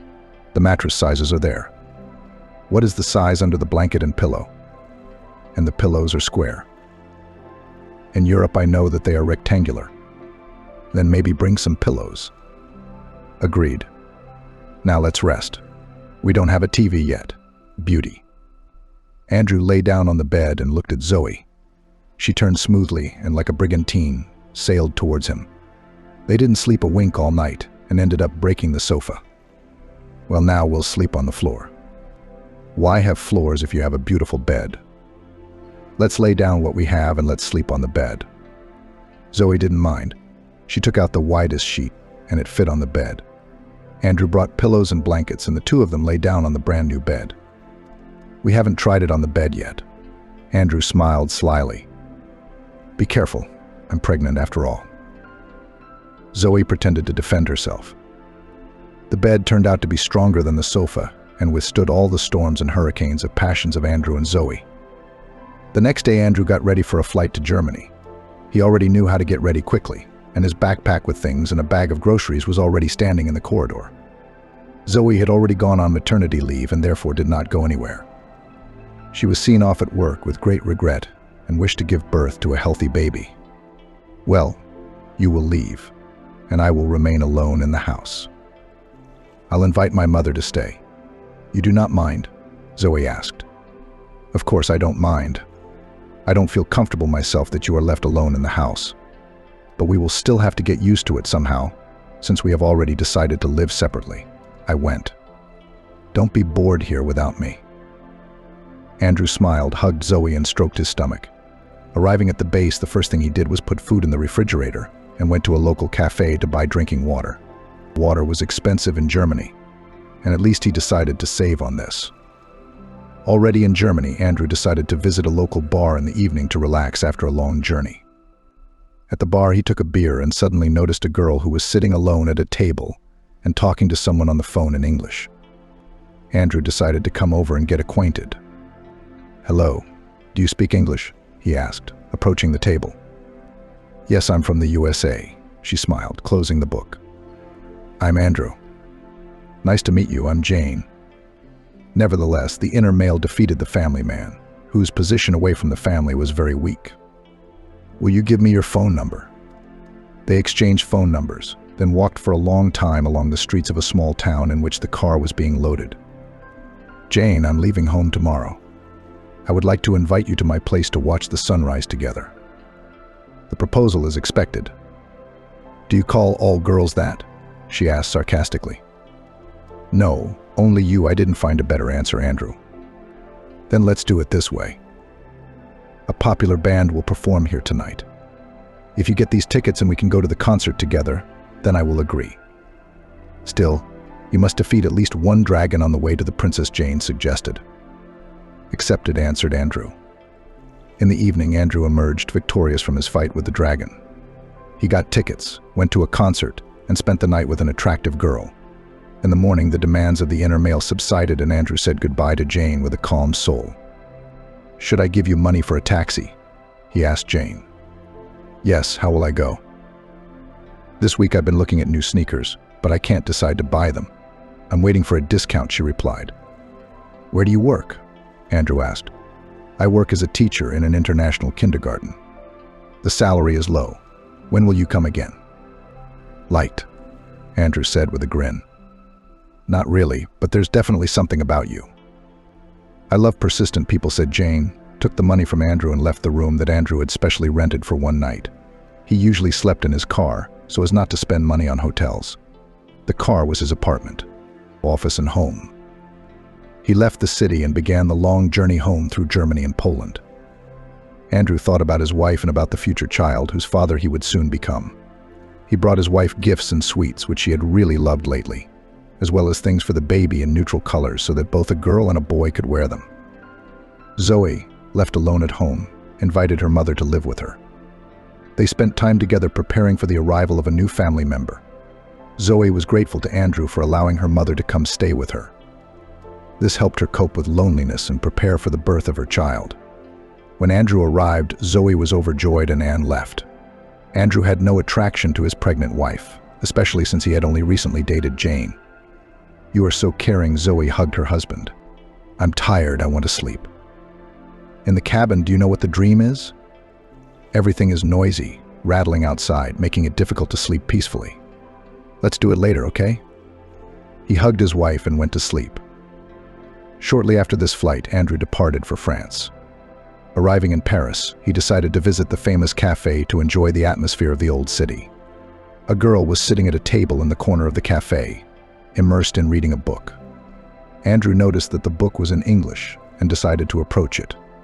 The girl had a very unusual appearance, beautiful and somehow sophisticated. "I'm Emily. I've been living and working in Paris for 8 years," the girl said. "Wow, and it's a long time. How did you get here?" Andrew was amazed. "Mom married a Frenchman. He knew that she had a daughter. He met me and allowed my mother to live with me in his house," answered Emily. "What doesn't happen in life?" "I haven't heard any stories," said Andrew. "So you graduated from a French school?" "Yes, I had to. Not without difficulty, of course. French was hard for me, but I'm still learning it." This is how their acquaintance began. They spent the evening talking, exchanging stories and impressions. Andrew was amazed by her intelligence and charm, and Emily in turn was glad to meet a fellow countryman. They began dating and soon began an affair. Again, Andrew had to rent a hotel for the night to bring Emily there. She turned out to be very skillful in love affairs, and Andrew received great pleasure from physical intimacy with her. Andrew found in this woman what he had been missing at home: passion and lack of demands. And although he continued his flights, he always found time to see her. This novel became a bright spot for him in his difficult life as a truck driver. So Andrew continued his journey, leaving a piece of his heart in every country, regardless of where he was. He always returned to his beloved women, Jane and Emily, who were for him like lighthouses in an endless ocean.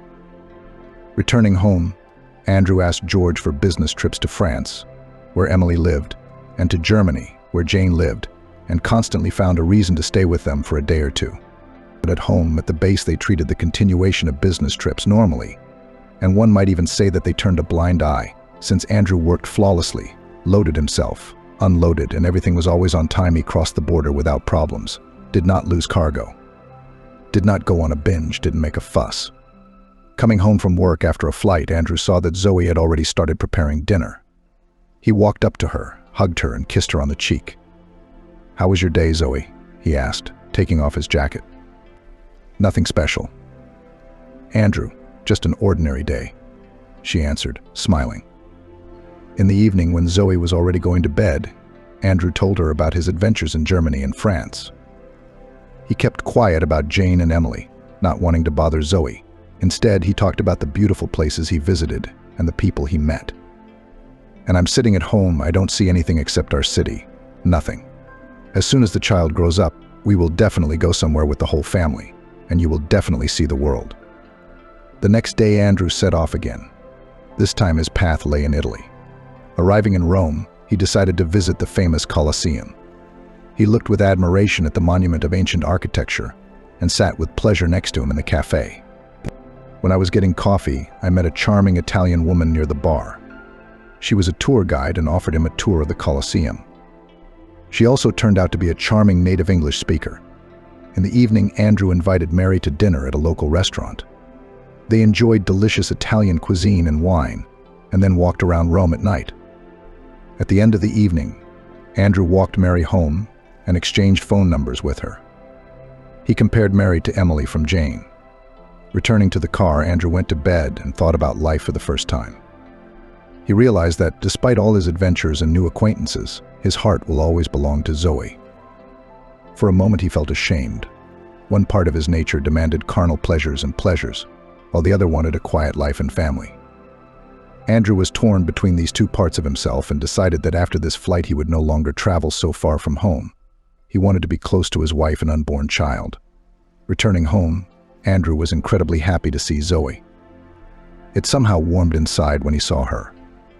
Soon she was due to give birth, and Andrew experienced another pang of conscience.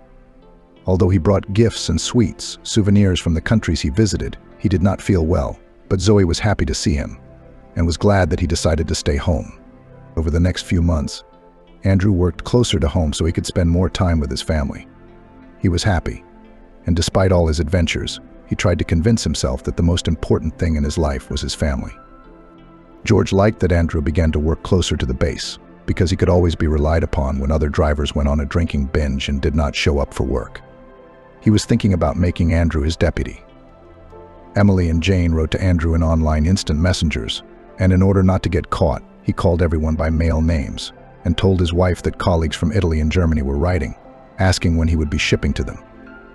Andrew tried not to think about them, to live the life of his other half as an exemplary family man. Zoe seemed to have no idea about anything.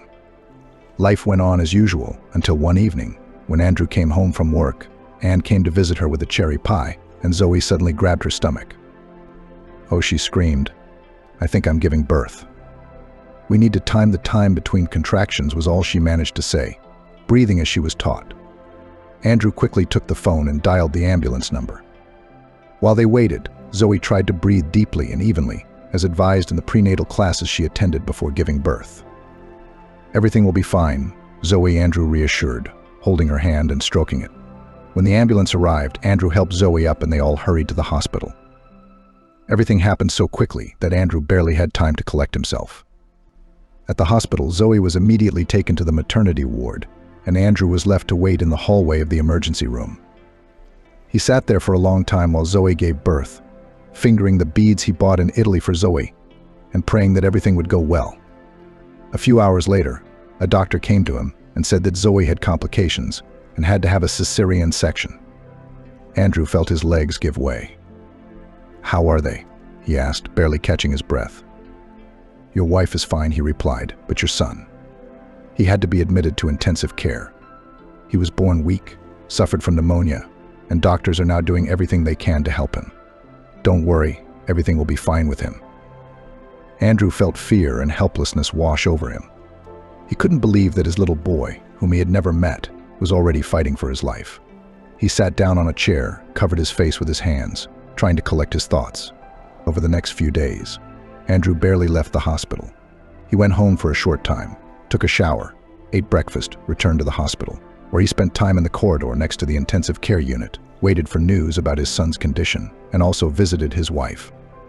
Finally, a week later, doctors said that the boy's condition had stabilized. Andrew saw his son for the first time through the glass of the incubator. He was so small and fragile that Andrew's heart sank. But deep down, he was sure that his son was strong and could handle everything. Andrew was allowed to touch the child through the round holes in the cuvette. After he washed his hands with soap and treated with an antiseptic, he tremblingly touched the little body, and he was overcome by a wave of love for this little creature, which connected him with Zoe. "My boy, my son," Andrew whispered, stroking his son's leg. The son was fast asleep, holding his arms close to him, and inside Andrew there was a desire to protect him. Zoe and the baby were transferred to the second stage of nursing to another department on another floor. "Andrew, the doctor said that we will spend at least 3 weeks here," said Zoe. "Well, it's necessary, it's necessary. You call, tell me what to bring, I'll bring it instantly," Andrew said. "It's better here than in the postpartum ward," Zoe said, stroking Andrew's hand. Andrew brought water, fruit, baby canned food, and condensed milk to the hospital for Zoe, diapers, wet wipes, and pacifiers for the baby, who was named Victor the Winner. 3 weeks later, Zoe called Andrew. "We are being discharged today. Can you come and pick it up?" "Certainly." "What question?" "I expected that you would be discharged around these days and asked you not to put me on long-haul flights." An hour later, Andrew arrived to pick up Zoe and his son. Anne arrived with Andrew. She cried, looking at tiny Victor. "Stop it. All the bad things are over." "Yes, I'm crying with happiness because I see my grandson."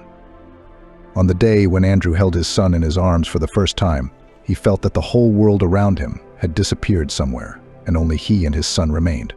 And all his adventures and travels are nothing compared to this moment. He realized that the most important adventure of his life was just beginning. And it's an adventure to be a father. I felt like a captain on a ship whose crew had mutinied. Put aside your tears. Still good. Come on. He put the bags on the floor and hugged both women. Let me put the child in the car seat I bought. And let's go already. Because I'm nervous, I want to eat. I'm hungry. Zoe took Victor out of the envelope and the two of them placed him in the car seat.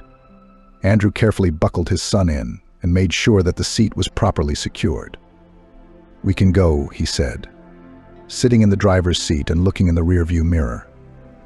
Please drive around the potholes more carefully. Don't brake suddenly, Zoe asked. Everything will be fine. I'll drive so that the glass of water won't spill, Andrew assured. Indeed, the car drove so smoothly that everyone began to feel like they were sailing on a ship.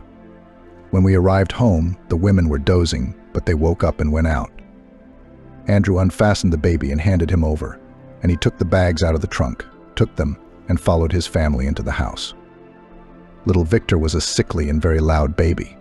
He screamed almost continuously, day and night, so that Andrew could not sleep properly. Zoe and Andrew took turns getting up at night to see the child, but in the morning Andrew couldn't really wake up. He catastrophically stopped getting enough sleep. It got to the point that he once almost knocked down a lamppost while stopping by to unload. After this incident, George called him to talk. Andrew, I understand everything, a small child, all that. But that's also not possible. You need to get enough sleep. Hire a nanny. You make good money, said George. Sorry, this won't happen again. I wanted to ask you to send me on long-haul flights again, said Andrew. That's a different conversation. Is there anyone to help your wife? George asked. Yes, Mom will come to her for a while, answered Andrew. Then this week we will have loading to France. You already went there, said George. Great. I'll go get ready. Andrew's mood has noticeably improved. His other part of the active male hunter was bored and yearning for new adventures. Hello, wife, said George. Andrew received his travel allowances from the accounting department and went to work. When he returned, he parked his truck on the territory of the base and affectionately stroked it on the cold metal of the cabin. Well, old lady, will we be on our long journey again soon? Are you ready? He asked. Scania, of course, remained silent, but Andrew always carefully prepared for long flights, checked all the systems of his Swallow and knew that he could trust it. Arriving home late in the evening, Andrew immediately went to the room where his son was sleeping. Zoe sat and rocked his crib. Just fell asleep. I called my mother. She will come to me tomorrow, she said. Go get some sleep, and I'll sit with him, Andrew answered. Zoe happily lay down and slept for several hours. Victor was snoring quietly in his crib. Andrew looked with emotion at his son, at his body and tiny arms and legs. He could not believe that he was a father. He made sure that everything was in order, lay down, without undressing, on his side, next to his wife, and instantly fell asleep. Early in the morning, Andrew got into the cab and drove out onto the highway. He was very glad to be back on the road, where new adventures awaited him. His path lay in France, in Paris, where a meeting with Emily awaited him. Andrew liked the French roads and the scenery on both sides. In a Parisian suburb, quite large rabbits grazed on the hills. They calmly and melancholy chewed the grass and were not at all afraid of passing cars. Upon arrival in Paris, Andrew unloaded the car and immediately headed to the cafe, where he and Emily agreed to meet. He entered and his gaze fell on Emily, who was sitting at a table by the window. She was as beautiful as the day he first saw her. Hello, incomparable Emily. I see your eyes still sparkle like two diamonds, Andrew exclaimed, approaching the table at which the girl was sitting. She turned around and smiled when she saw him. Andrew, wow. Long time no see. Hi. Don't tell me these diamonds are 2 carats, she said, standing up to hug him. They hugged, and Andrew felt his heart beat faster. He was happy to meet Emily again. They spent the evening and night indulging in lovemaking and reminiscing about old times and sharing news. It was a joyful meeting. The next morning, Andrew woke up in a hotel room next to Emily.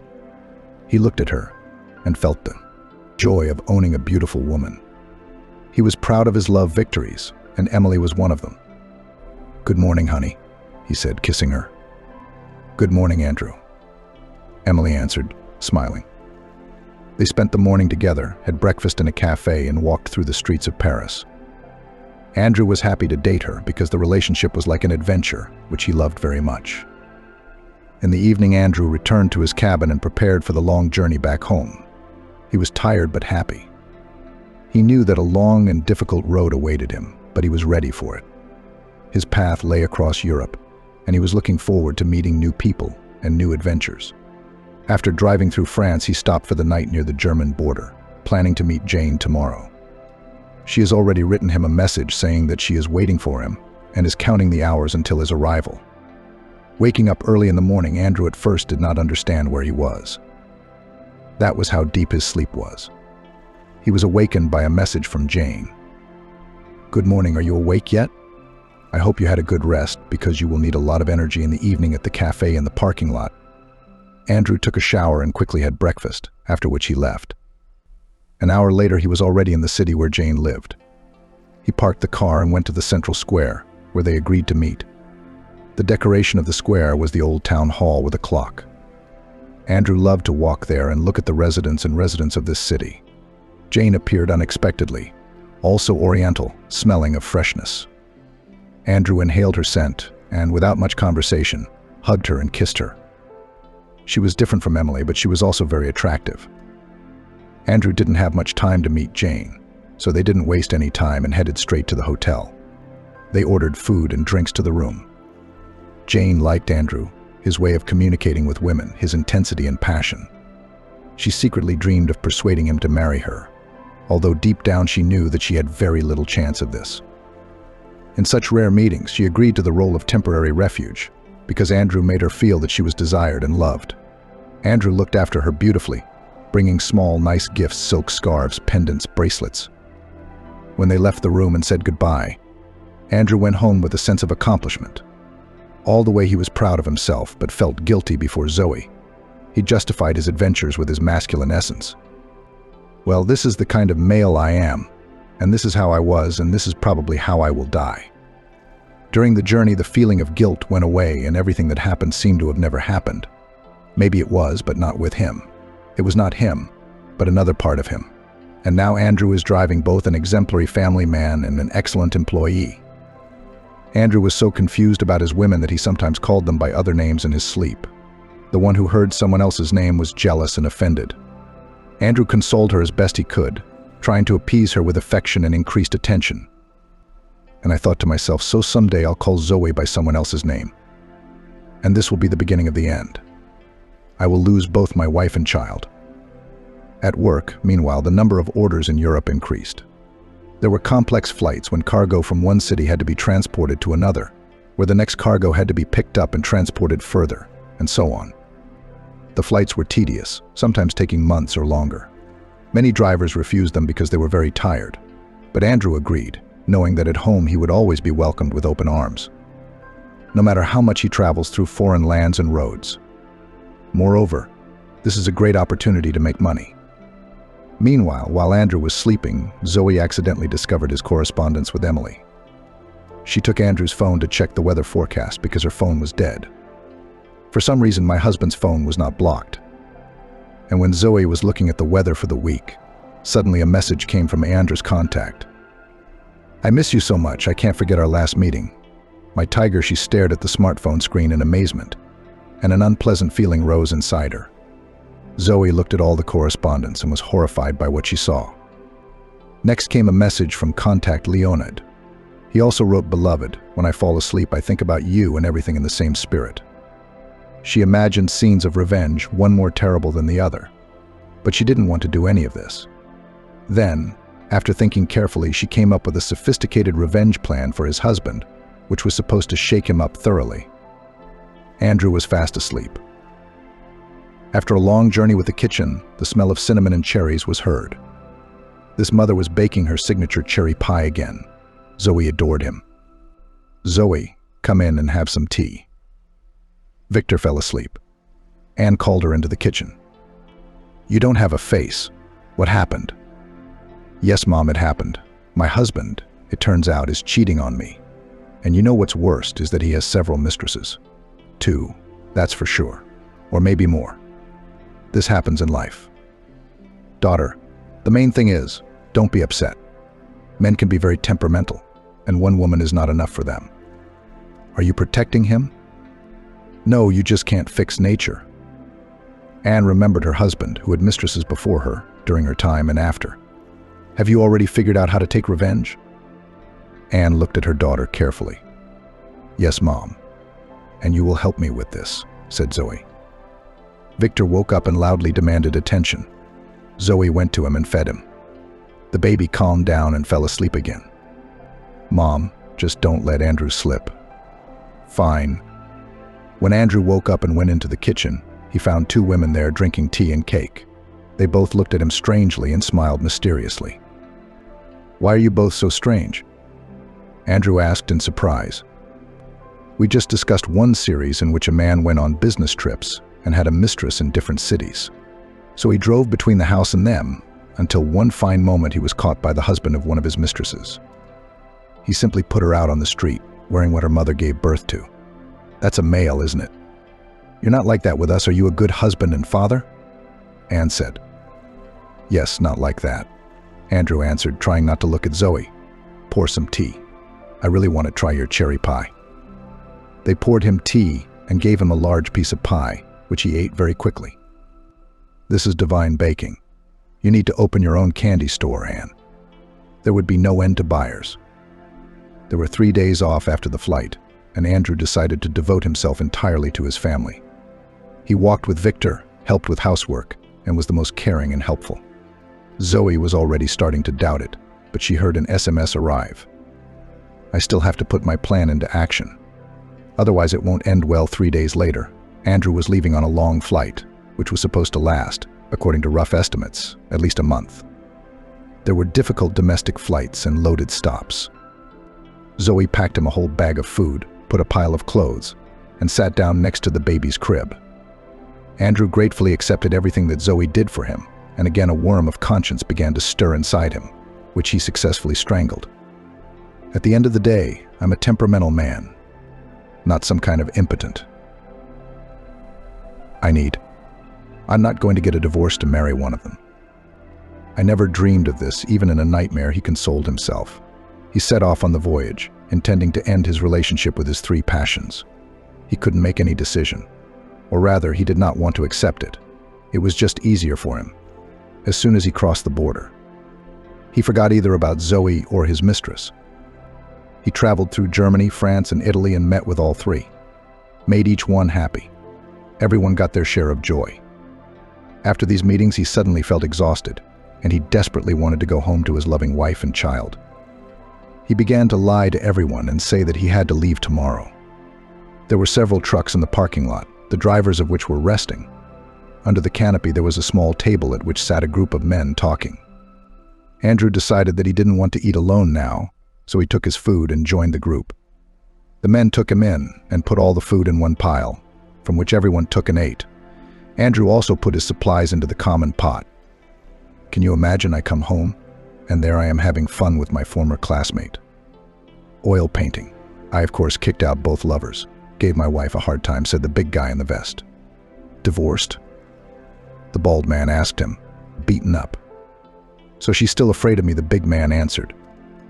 Guys, don't you cheat on your wives on business trips? Asked Andrew. We are a different matter, we are men. That says it all, and we always exercise caution, the big man explained.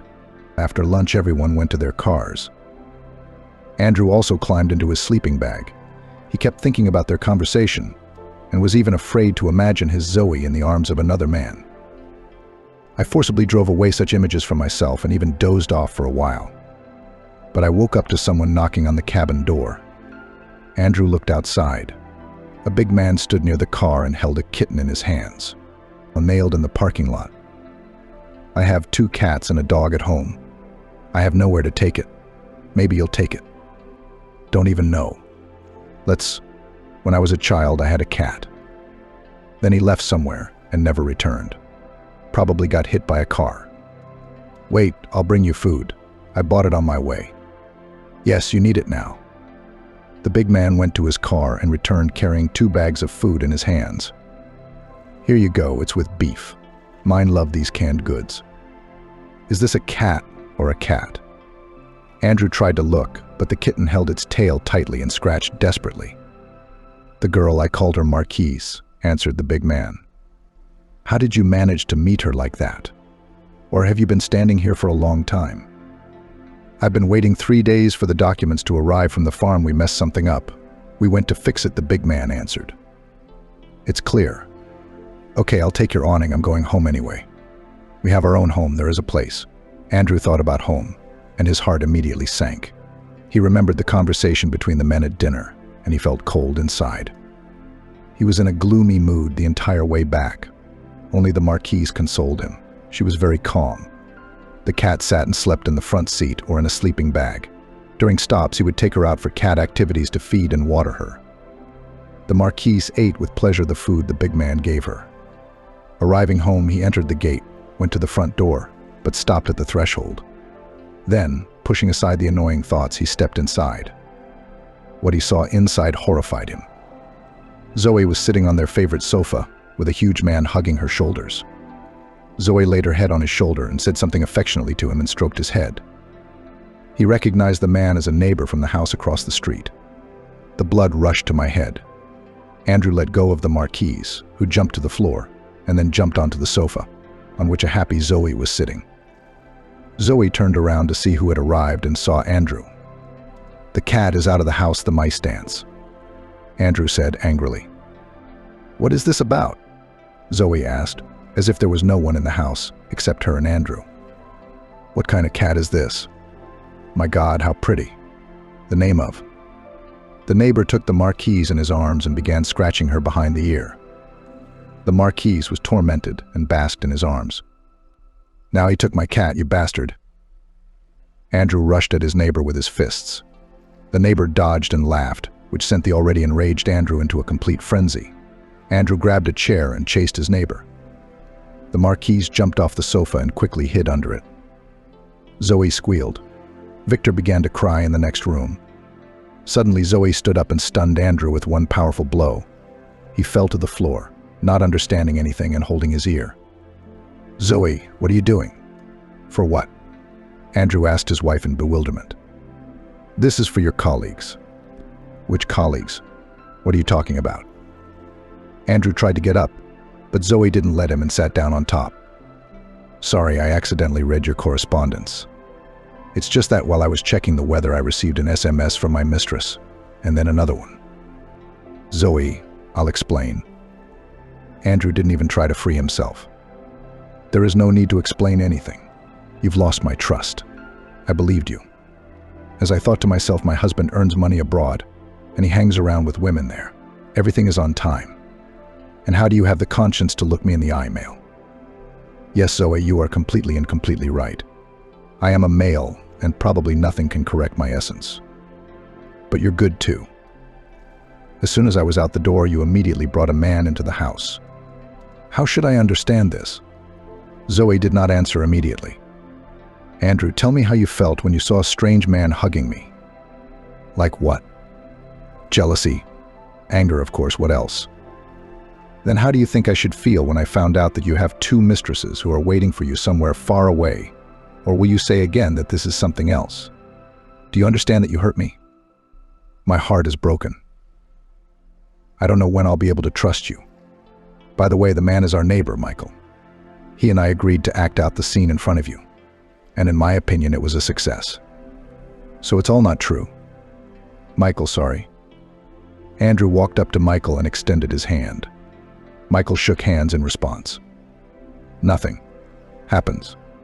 Understand." Michael rubbed his bruised shoulder. "That is, I'm the only one who changed here. The fact is that I do not perceive this as cheating, but rather as satisfying the need for sex. Do you want me to understand this and forgive?" "Sorry, but I can't do it yet. I pack my things and leave with Victor to visit my mother. For now, live alone and think, let me know how you decide." Zoe began walking around the apartment, collecting things to move. "Maybe it's better if I leave?" "No, I decided so, and it will be my way. Move away." Andrew was at a loss.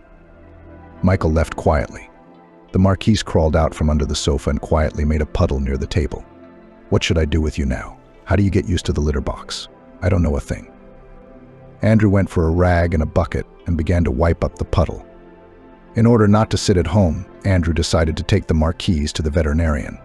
He examined the cat and gave the name of the medicine to treat the ears. "Fine. Tell me, when can she be sterilized?" "She appears to be about 3 months old. Bring it back in 6 months, if you don't feel the need first." Andrew arrived home and saw that Zoe had packed her things and the baby and was waiting for him. Andrew, with his head down and looking like a beaten dog, carried his things into the trunk, put Victor in the car seat, and waited for Zoe to get into the car. They drove in silence the entire way. Zoe looked out the window and pretended to admire the scenery. Andrew didn't want to say anything or make excuses.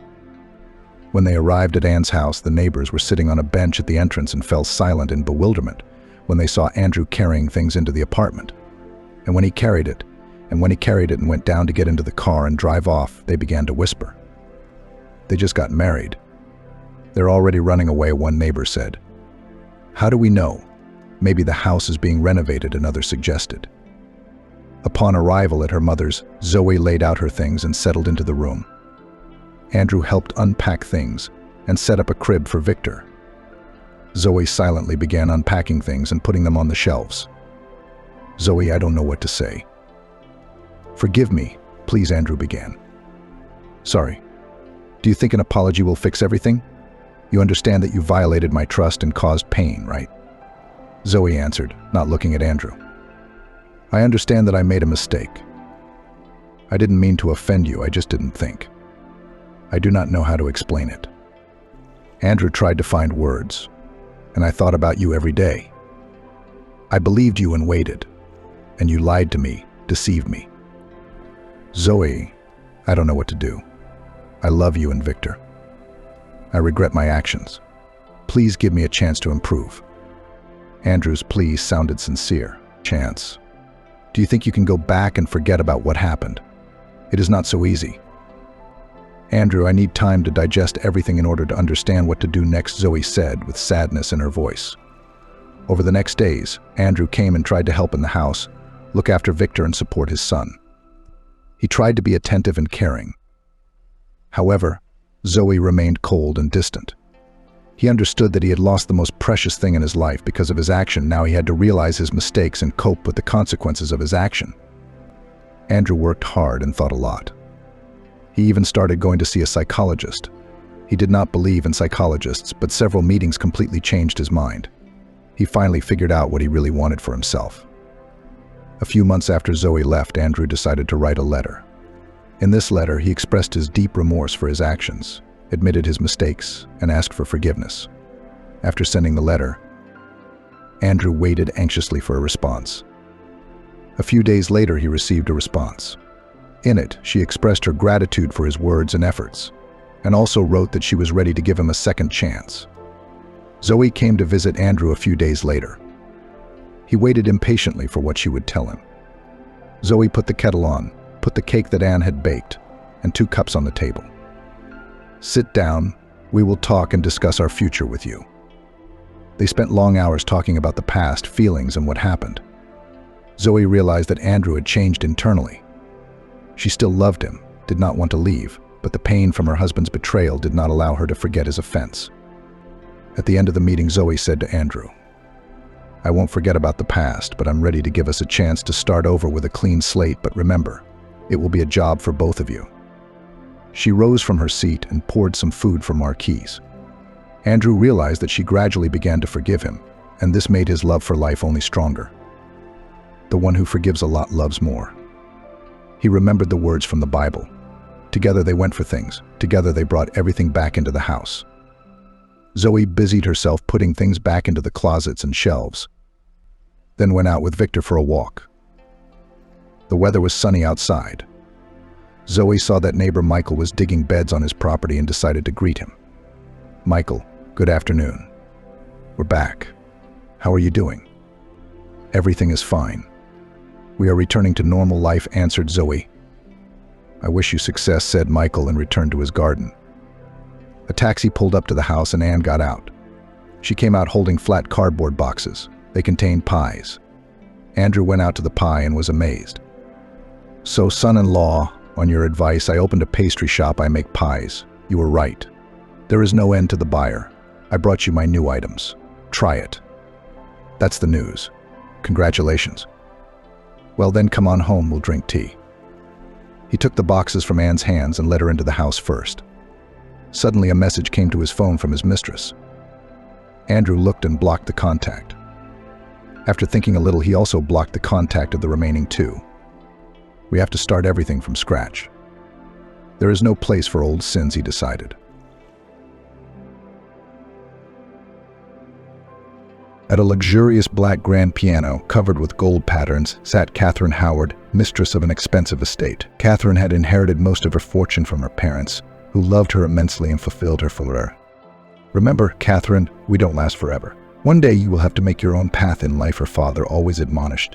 You must be strong and determined and control your own destiny. But you lose something in it by interfering a lot, Mum said. Such conversations are just necessary so that, despite her luxuries, she grows up not to be a spoiled girl, but able to stand up for herself. Thank you for everything, Catherine exhaled, coming back from warm childhood memories to reality. She looked at the portrait of her parents above the fireplace. The elder Howards had devoted their entire lives to their only daughter, giving her all their energy and effort to fill Catherine's life with well-being and comfort. However, they also planted in their daughter the seeds of a strong will and drive to succeed. Mrs. Catherine, shall we set the table? The maid asked cautiously as she entered the room. Will Mr. Michael be joining you? I don't know, Catherine shook her head sadly. Set the table, but it's for me alone for now.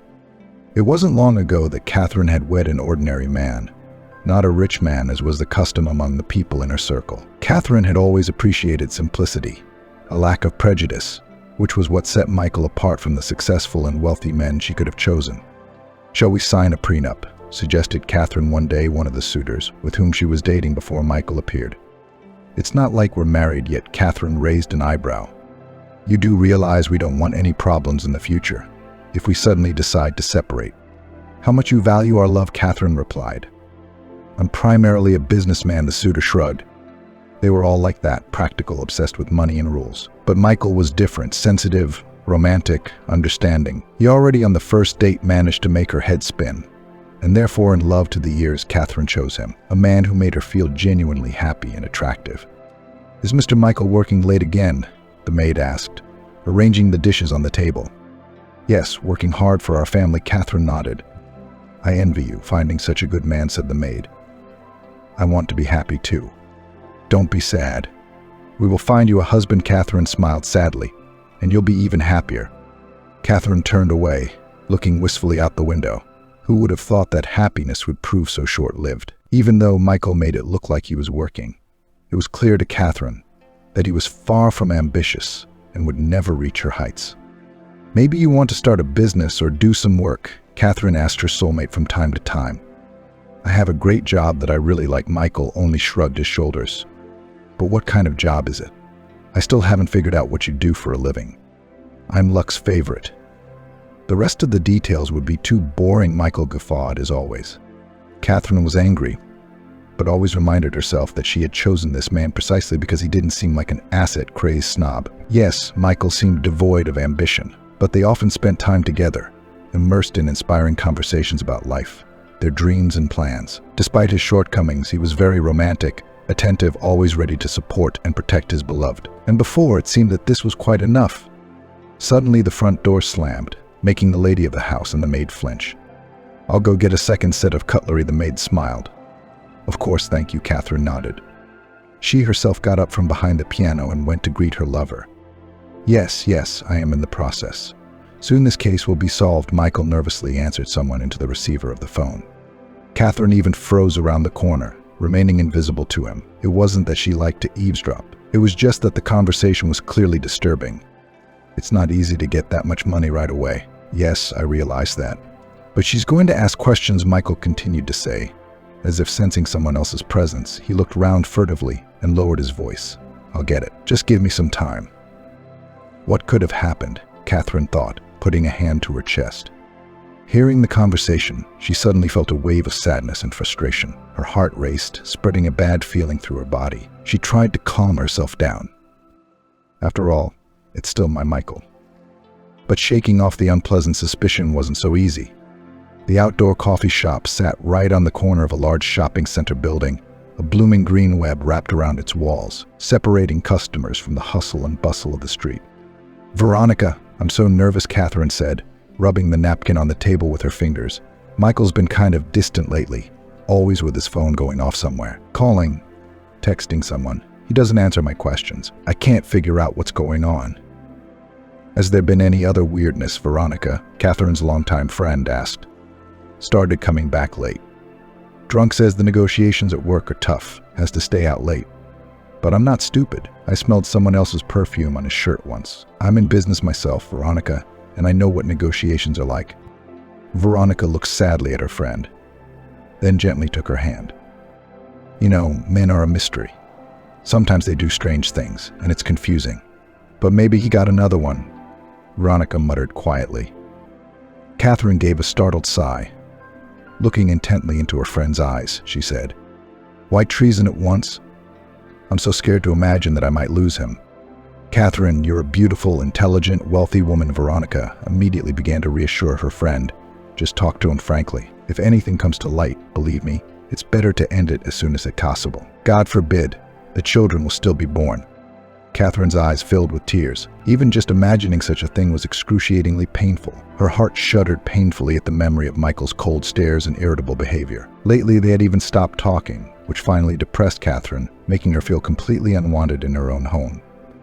You deserve better, I'm sure, Veronica said. Thank you for supporting me, Catherine sobbed. Look, you should check his phone after all, her friend said goodbye. No, something I can't. It's not nice. I don't recognize you at all. You were always the smart one, always thinking ahead, seeing right through people. And with this, Michael, you've turned into a romantic sissy. Veronica shook her head. I just love him, Catherine replied. Catherine felt a painful prick piercing through the very core of her soul. If only all these suspicions were true. If suddenly Michael had grown cold to her. No, she couldn't bear it. She had loved too much to be so cruelly disappointed. The evening gloom was creeping into the room. Catherine sat on the edge of the bed and flicked the screen of her phone with trembling fingers. Just a piece of software. I installed it on my phone too, so I can read texts and see who he's called, Veronica said, showing the app on her smartphone.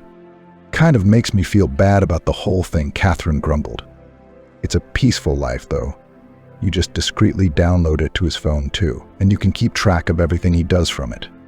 Rather scolding herself for being overly suspicious, Catherine nevertheless followed her friend's advice. And now she sat on the edge of the bed with her heart ready to burst with pain. Leafing through meaningless messages from friends and colleagues, Catherine suddenly came across a text message with love content from a certain Annie. Her hands trembled. Her breathing became heavy and rage and resentment blazed in her eyes. How dare he, Catherine hissed. How could he go to such lengths, after everything that's happened between us? Tears covered her eyes. Catherine stood up and swiftly left the bedroom, ready to give Michael a huge scandal right now. It was time to clear things up, and if need be, put a stop to it. You bastard. You cheat. I've given him so much, she thought. Catherine, like a hurricane, rushed into the living room, then rushed to Michael's office, but even there her spouse was not to be found. So where are you? She hissed, going into the wardrobe. All of the unfaithful spouse's belongings were in place, except for the suit he usually wore to business negotiations. I see. Off to have fun, Catherine muttered resentfully. Her heart was now filled with pain, resentment, and also fear and confusion, feelings completely unfamiliar to her until today, feelings she hadn't been taught to deal with. Where? Why did he disappear at the worst possible moment? After all, I just wanted to talk, Catherine exclaimed. She dialed a familiar number, listened to a few beeps, and nervously dropped the call. No, I won't humiliate myself like that. I'll just wait for him to show up, she thought, trying to calm her frayed nerves. It was not a good morning. The landlady felt completely shattered. The fervor of the evening's quarrel was gone, and there was nothing but emptiness and deep disappointment in her soul. Nothing has changed, Catherine said in disgust, looking at the empty pillow beside her. But a whole day passed, and Catherine still hadn't heard from Michael. This is getting way over the line. Where could he have gone, she thought. Anxiety was growing by the minute. Fear overwhelmed literally every action she took. By evening, she was ready to forgive Michael, only if he appeared on the doorstep. And by the end of the second day, Catherine could no longer fight the doubts and panic alone. Hello, I'd like to report a missing person, Catherine said, finally reaching the window of the duty desk. She decided to go to the police, hoping for quick cooperation and help. Been missing long? The duty officer inquired in a bored tone. 2 days ago. Doesn't answer the phone. He didn't take any belongings with him, just what he was carrying on his person and his car. Sorry, ma'am, but by law we have to wait a minimum of 72 hours after a missing person goes missing to start a search. Usually in cases like this, people return on their own if they have someone to return to. How so? Catherine felt herself begin to fall into an abyss of despair. The soul froze with endless expectation of the worst, but the heart, that restless heart, continued to beat with determination. Go home, wait for himself to declare himself. But if it's another 24 hours, we'll have to start the search from our side, the policeman advised with obvious irritation in his voice. Thank you, she said in an almost dead voice. All the way home, Catherine prayed unceasingly to catch the unfaithful, but at least alive Michael on her doorstep. Time passed slowly. The hands of the clock, as if mocking, barely crawled on the dial. Any resolve in her heart had finally faded. It was simply overpowered by an overwhelming anxiety. It wasn't until a couple of days later that the police began their search. We've checked with the cameras to see where he last drove his car, and here the policeman hesitantly held out a photograph to Catherine that showed the burned-out car. Oh dear, she exclaimed. No was all she could exhale. Was Michael hurt? What hospital is he in? Something terrible descended over her head. Catherine was already regretting being so angry with Michael over that damn text message. It seemed that her hatred bearing down on her unfaithful spouse's head made him suffer the same agony. We found a burnt corpse in the driver's seat in the interior of the car, a police officer said. Catherine's legs went under. She barely kept herself from falling by grabbing the door jamb. It's so damaged that it's impossible to tell at once who it was. The policeman hastened to reassure her. Can you say anything about it? Even more doubtful of the correctness of his actions, the policeman took out a second photograph and held it out to the lady of the house. The new photo showed the body of someone Catherine had waited so long for, lying in a half-destroyed car, and who was no longer in this world. It can't be, she whispered, her lips numb. Groaning in pain and shock, Catherine pressed herself harder against the door jamb, as if trying to stop the earth from spinning beneath her feet. Michael, love, her eyes were full of tears, but cruel fate was in no hurry to give room for grief and pain. Can you identify anything in this photo? The policeman kept saying something, showing pictures of some objects and pieces of clothing. We need you to. The body is badly burned. You need to go through a lineup anyway to confirm your identity, the policeman said in a serious tone. He touched Catherine's shoulder, but she only glanced meaninglessly at his hand with a glassy stare. And you think I'm ready now to look at the remains of the man I loved more than my own life? She said in a trembling voice. All right, the policeman exhaled tiredly. What about identifying the deceased's belongings? There's no way that can be postponed, you understand. Your husband was an orphan. There's no one else to ask about the identification. His identity has to be established to close your missing persons report. Bureaucracy. But you must realize that. Paperwork for paperwork's sake. Don't worry. You won't have to go to the morgue. So if there will be on him some trouser belt, some trousers or shirt, cufflinks, that means it's him, for sure, the policeman began to exhort. Ready to pick Catherine up if she fainted?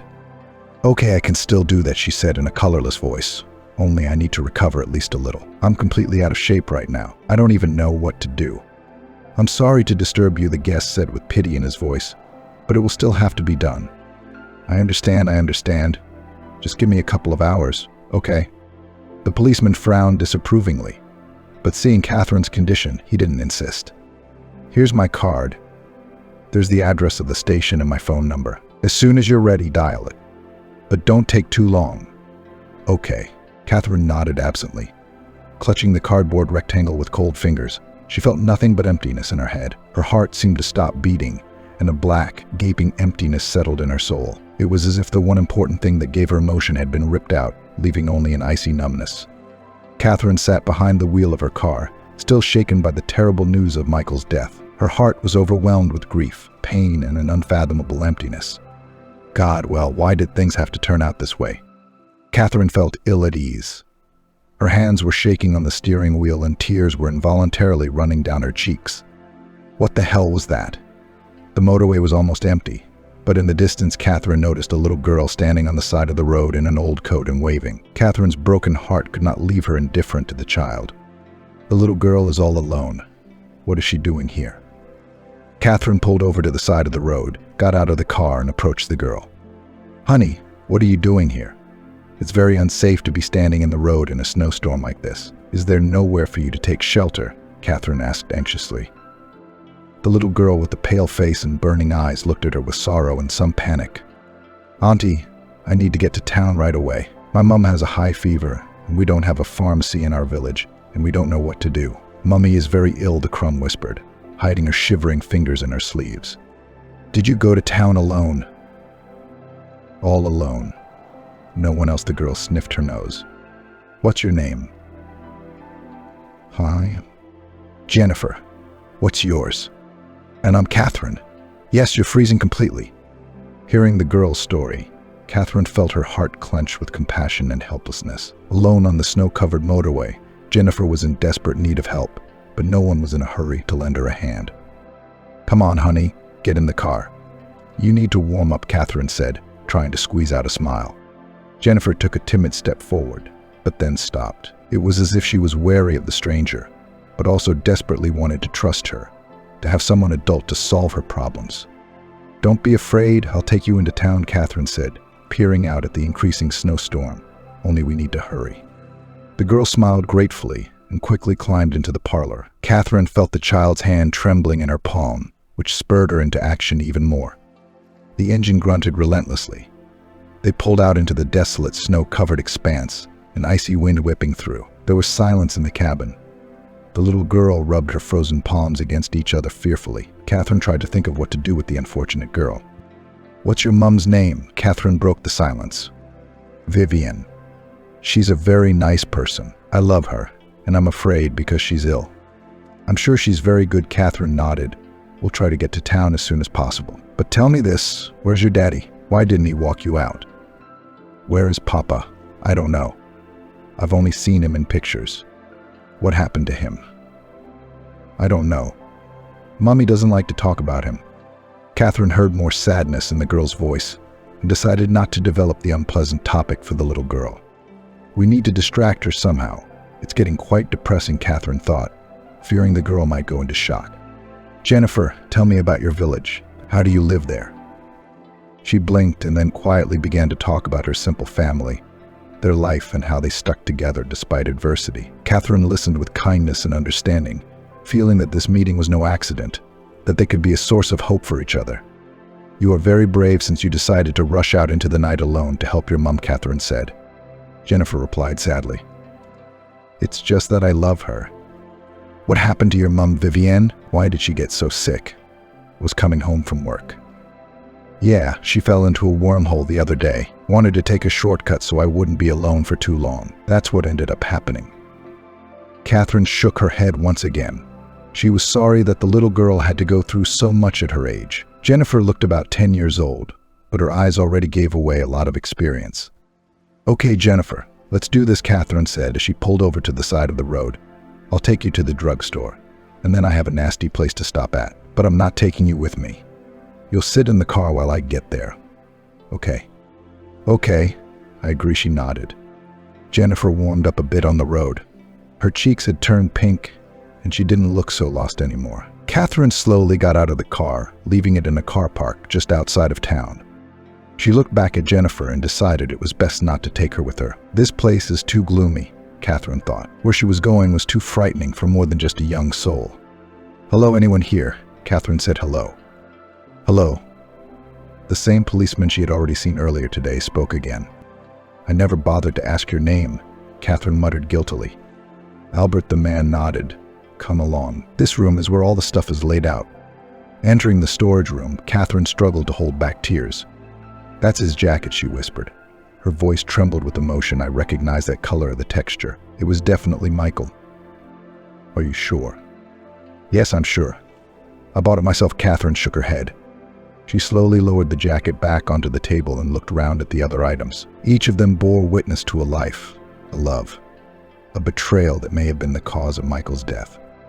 I sympathize with your grief, Albert said quietly. Go home. You're going to need a lot of strength. Back to the car, Catherine walked with a heavy heart. In the silence of the night, all alone, racked with grief, Catherine was alone with her thoughts and memories of the dead man. An even greater longing filled her heart. What happened? She said tiredly, glancing at Jennifer. The girl, small, defenseless, was looking at Catherine with frightened eyes. Her face expressed a strange tension. Jennifer, I'm not angry at all, Catherine whispered, trying to reassure her. I'm sorry, Aunt Catherine. I didn't mean to. The girl sobbed. I was bored, and I accidentally opened the drawer and a picture fell out. How did you get a picture of my daddy? What? Catherine shook her head. Jennifer held up the plain picture of Michael that she kept in the car. "Is that really my daddy?" repeated the girl once more. "We have similar pictures at home, only he's not as old there." Inside Catherine's mind, everything turned upside down. She felt embarrassed, hurt, and incredibly confused. Her eyes reflected fear and anxiety. She hugged Jennifer, trying to calm them both down. A terrible guess flashed through her mind. What if Michael cheated on me with her mom? "Jennifer, listen to me carefully," Catherine said, trying to gather her thoughts. "That picture is of my husband, Michael, and I don't think he could be your dad. They probably just look alike." Jennifer looked at Catherine with incomprehension in her eyes. Her face reflected a mixture of bitterness and confusion. "No, I'm sure of it. I mean, I look at him every day and I recognize Daddy from 1,000 others," she said in a weak, trembling voice. Catherine nodded, unable to hold back the tears that began to roll down her cheeks. They continued to sit in the car like two lost souls trying to find comfort in each other's arms. Catherine realized that if all this was true, she would have to somehow tell Jennifer that her daddy was no longer alive. "Let's go take your mom her medication," Catherine said, wiping away her tears. "You can show the way. Do you know how to get to your village?" "Yes," Jennifer nodded, still fearfully clutching Michael's photograph to her chest. Catherine sat behind the wheel. Doubt and fear encompassed her thoughts. A blizzard raged outside her window, and she feared Jennifer wouldn't be able to reach her home without help. A desire burned inside her to help and protect the girl. Almost there, the little girl broke the silence. "There's a turnoff over there, and then it's down the main street." "Good, how are you feeling?" Catherine asked. "Fine." "God, what snowdrifts," Catherine exclaimed as she drove around another traffic jam. Slowly making her way along the snow-covered motorway, she had already been stuck twice, but each time her foreign car had found a way to get out of the jam, bailing out the owner. "That's my house over there," Jennifer said, pointing her finger in the right direction. Finally, they made it. Catherine parked as best she could, turned off the engine, and helped Jennifer out of the cabin. She clutched the child's palm in her hand, the fingers of the other gently holding the photograph she had taken from the girl. "Come on. There's a path." "I left the door unlocked," Jennifer said, trying to shout over the wind. Catherine followed, and then got into the house. Even though they walked together, Catherine knocked on the door, drawing the landlady's attention. "Daughter, where have you been?"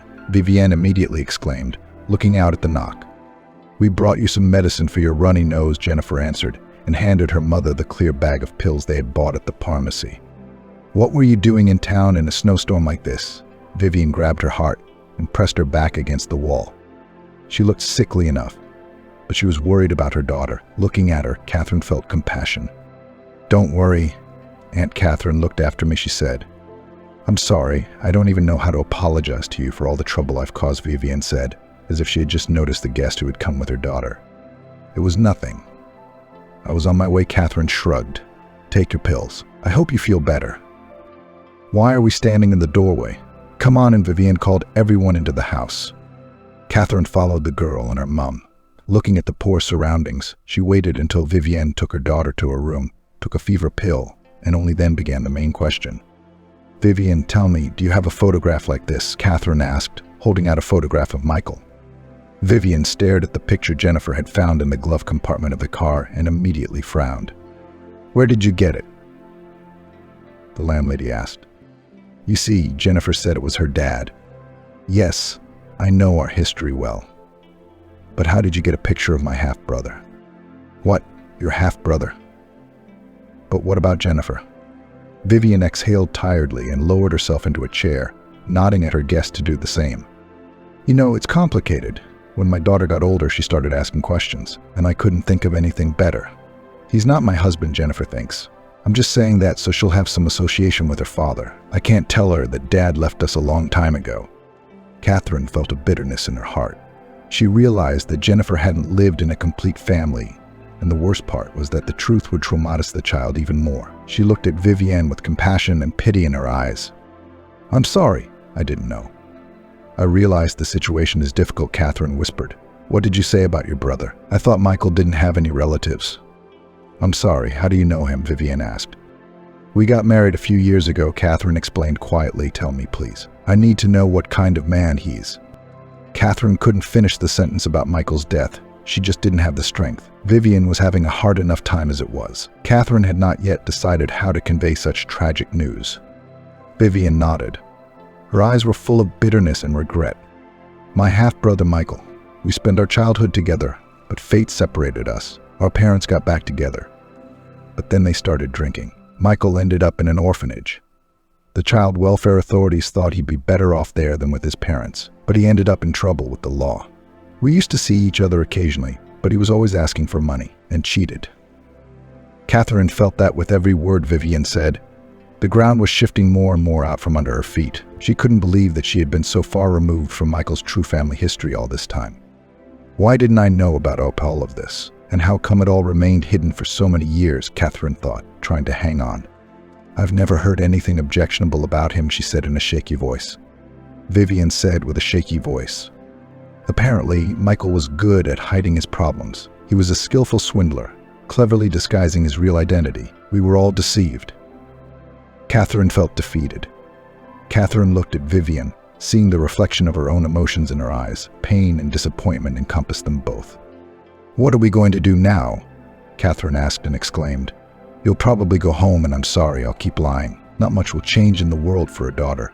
But believe me, you were living with a man you didn't know at all. Michael died a few days ago. I went to identify his belongings today because the body was so burnt that there were no distinctive marks." Vivian suddenly coughed. "Look, I'm sorry that Michael was able to cause you so much pain, but you really don't know what you're talking about," Vivian said with difficulty. "I won't believe he's dead until I see it with my own eyes. And even then, I won't accept 100% probability. My brother has done me a great deal of harm in my life."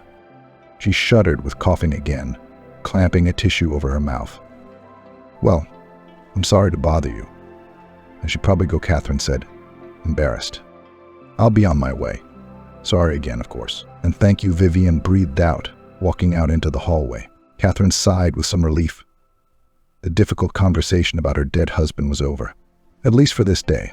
She felt like she needed to leave, to go home, to digest everything that had been said. But when she stepped outside, she met a wall of snow. "There's no way to get through," Catherine whispered, looking around. "We'll have to wait until morning or hope that someone will drive by and help." There was really no point in hanging around outside waiting for someone. The wind was blowing harder and harder, so that no one in the whole village thought of turning their nose up at the street. "You'll learn," Catherine muttered, walking back into the hallway.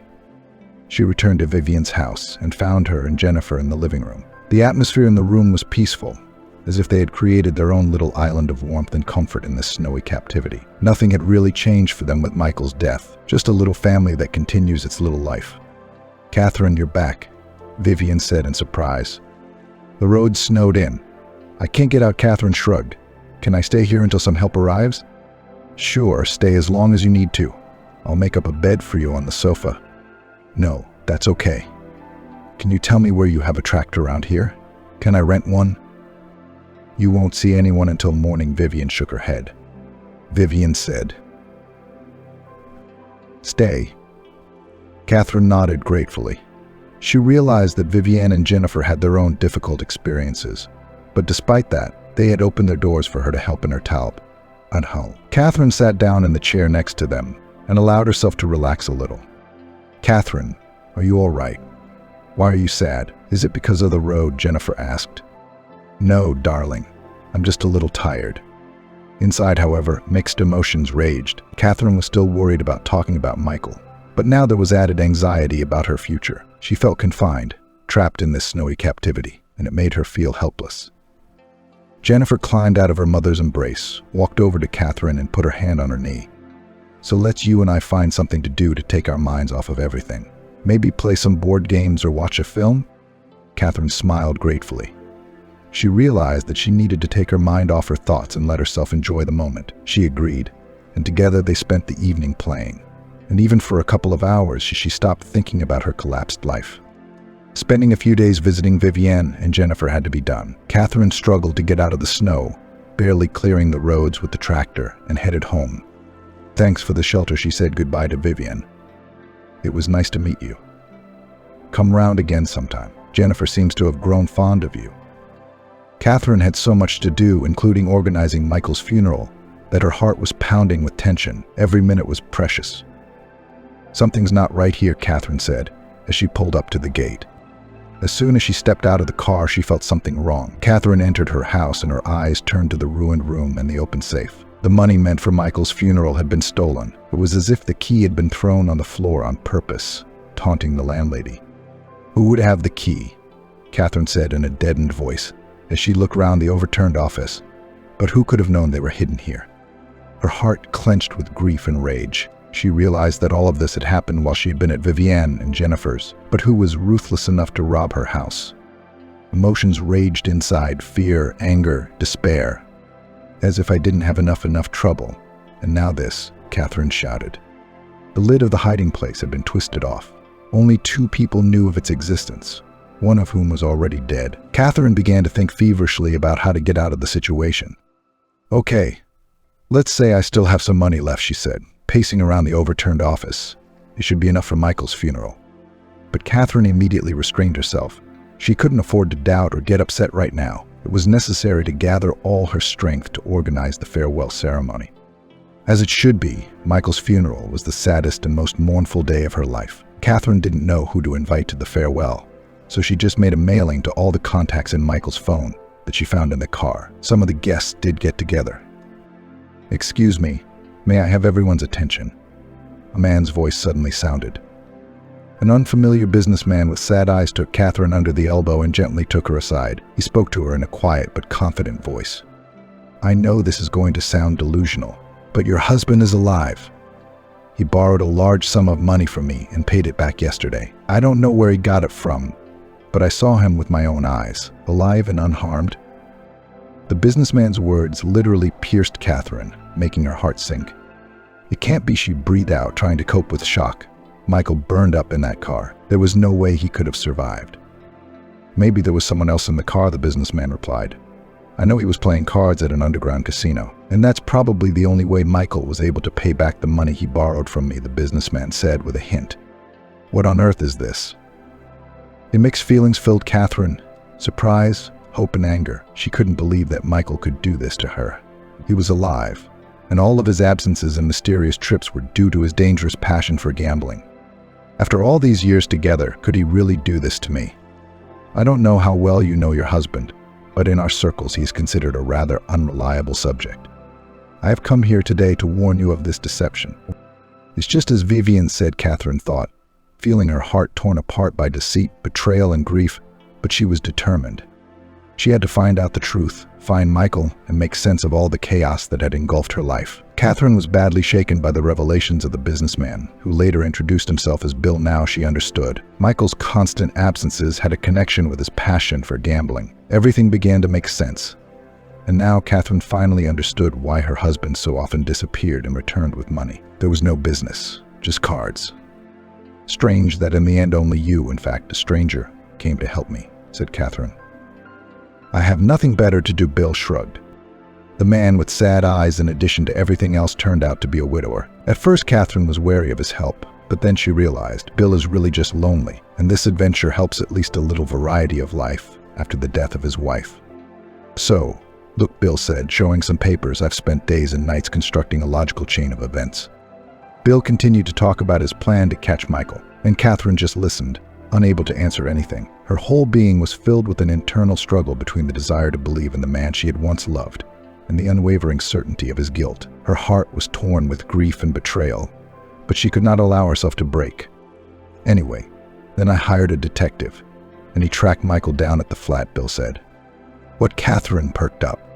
"Well, Michael just moved all the loot to another place and didn't even think to hide it somewhere until better times. I'm sorry, I didn't wait for your approval and just called the police." "Why didn't you consult me?" Catherine was instantly turned on. Her heart sank with longing and grief at the realization that she had been deceived after all. Catherine realized that her life would never be the same again, but it was as if she wasn't prepared to go through all this, even to find the truth and ensure justice. "Look, I'm sorry, okay." Bill raised his open palms in front of him. "But this man is dangerous, and you don't seem to be able to think straight right now because of your feelings for him. It wasn't your personal decision. I had a right to be involved. Yes, but I chose to protect you and provided evidence to law enforcement." It was a few days filled with questioning, investigation, and worry. "Why wasn't I called before the investigators?" Catherine asked, confused.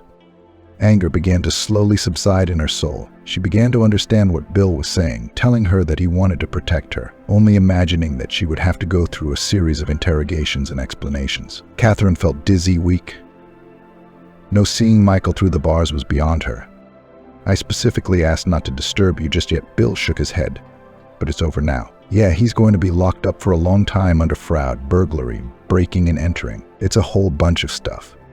I don't think I'm ever going to feel safe. Catherine put her arm around my shoulders.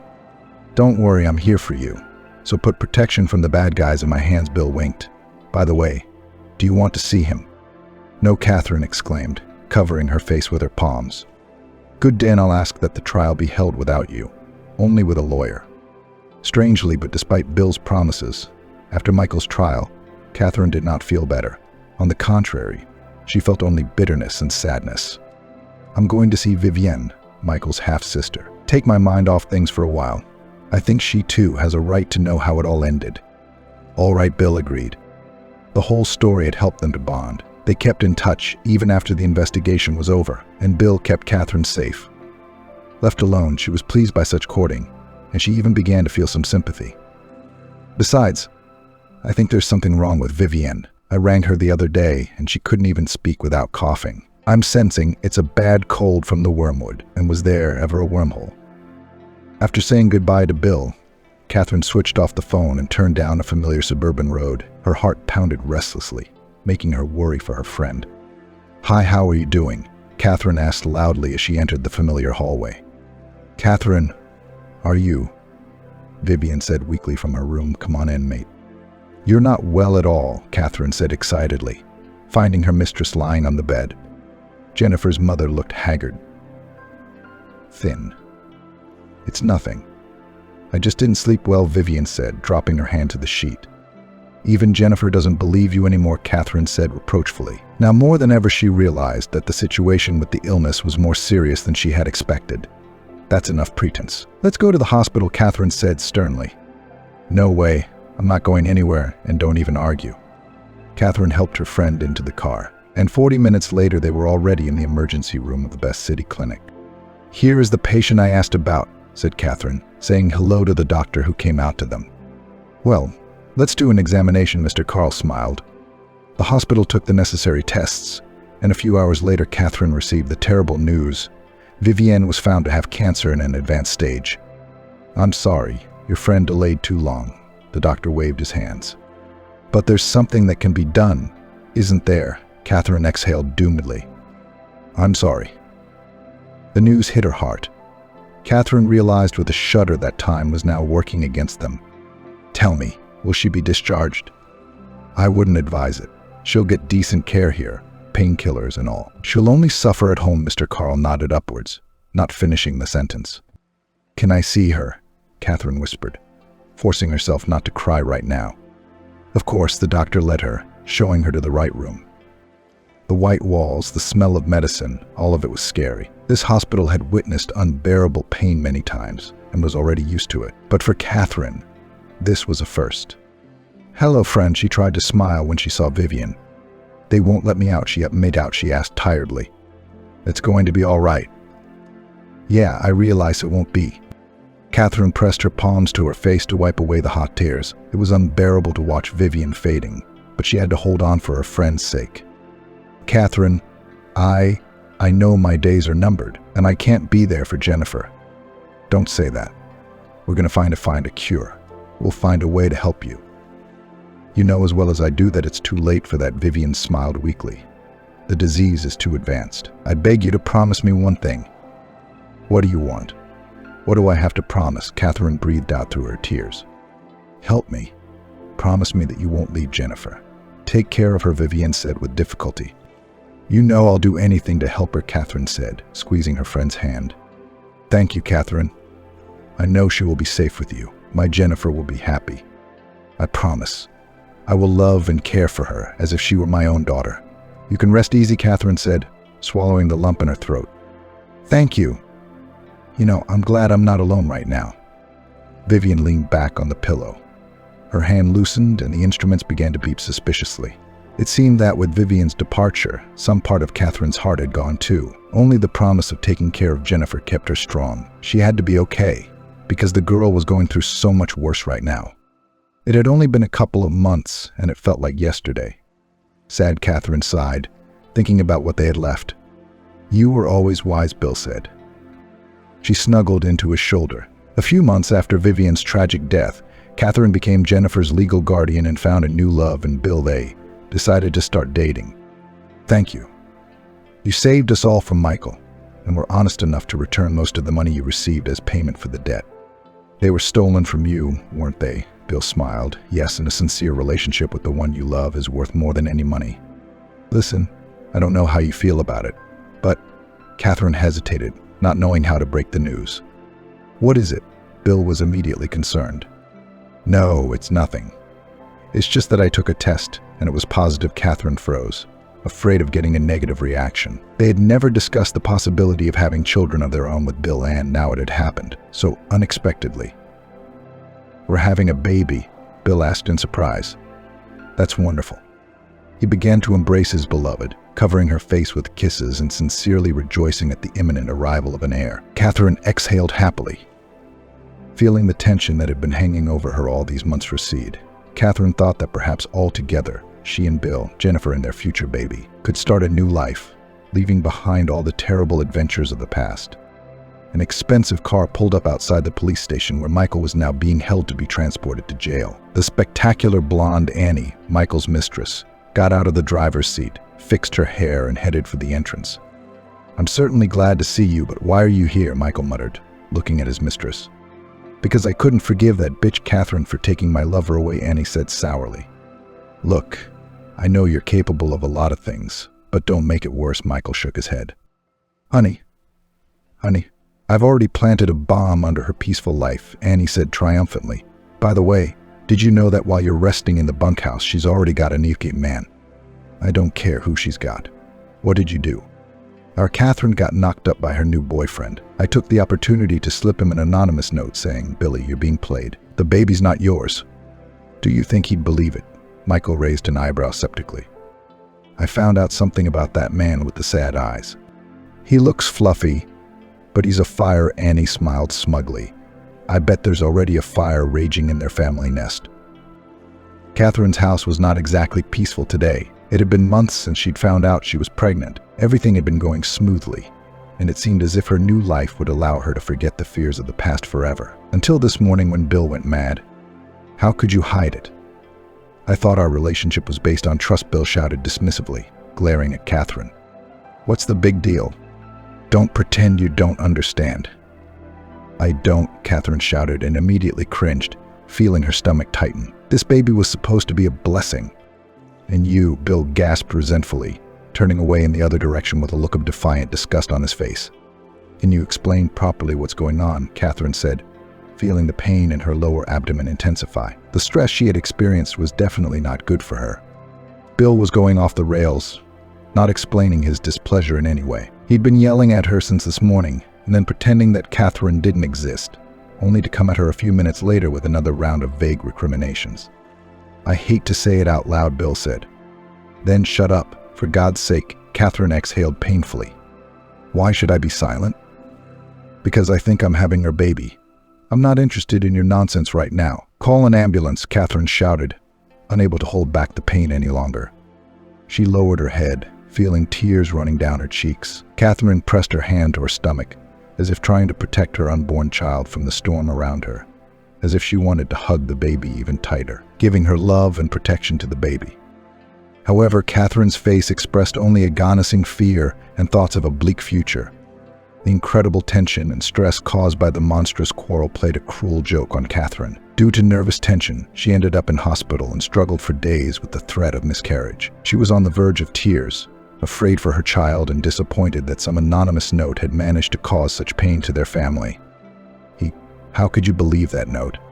How could you even think that our baby wasn't yours? I never betrayed you, Bill."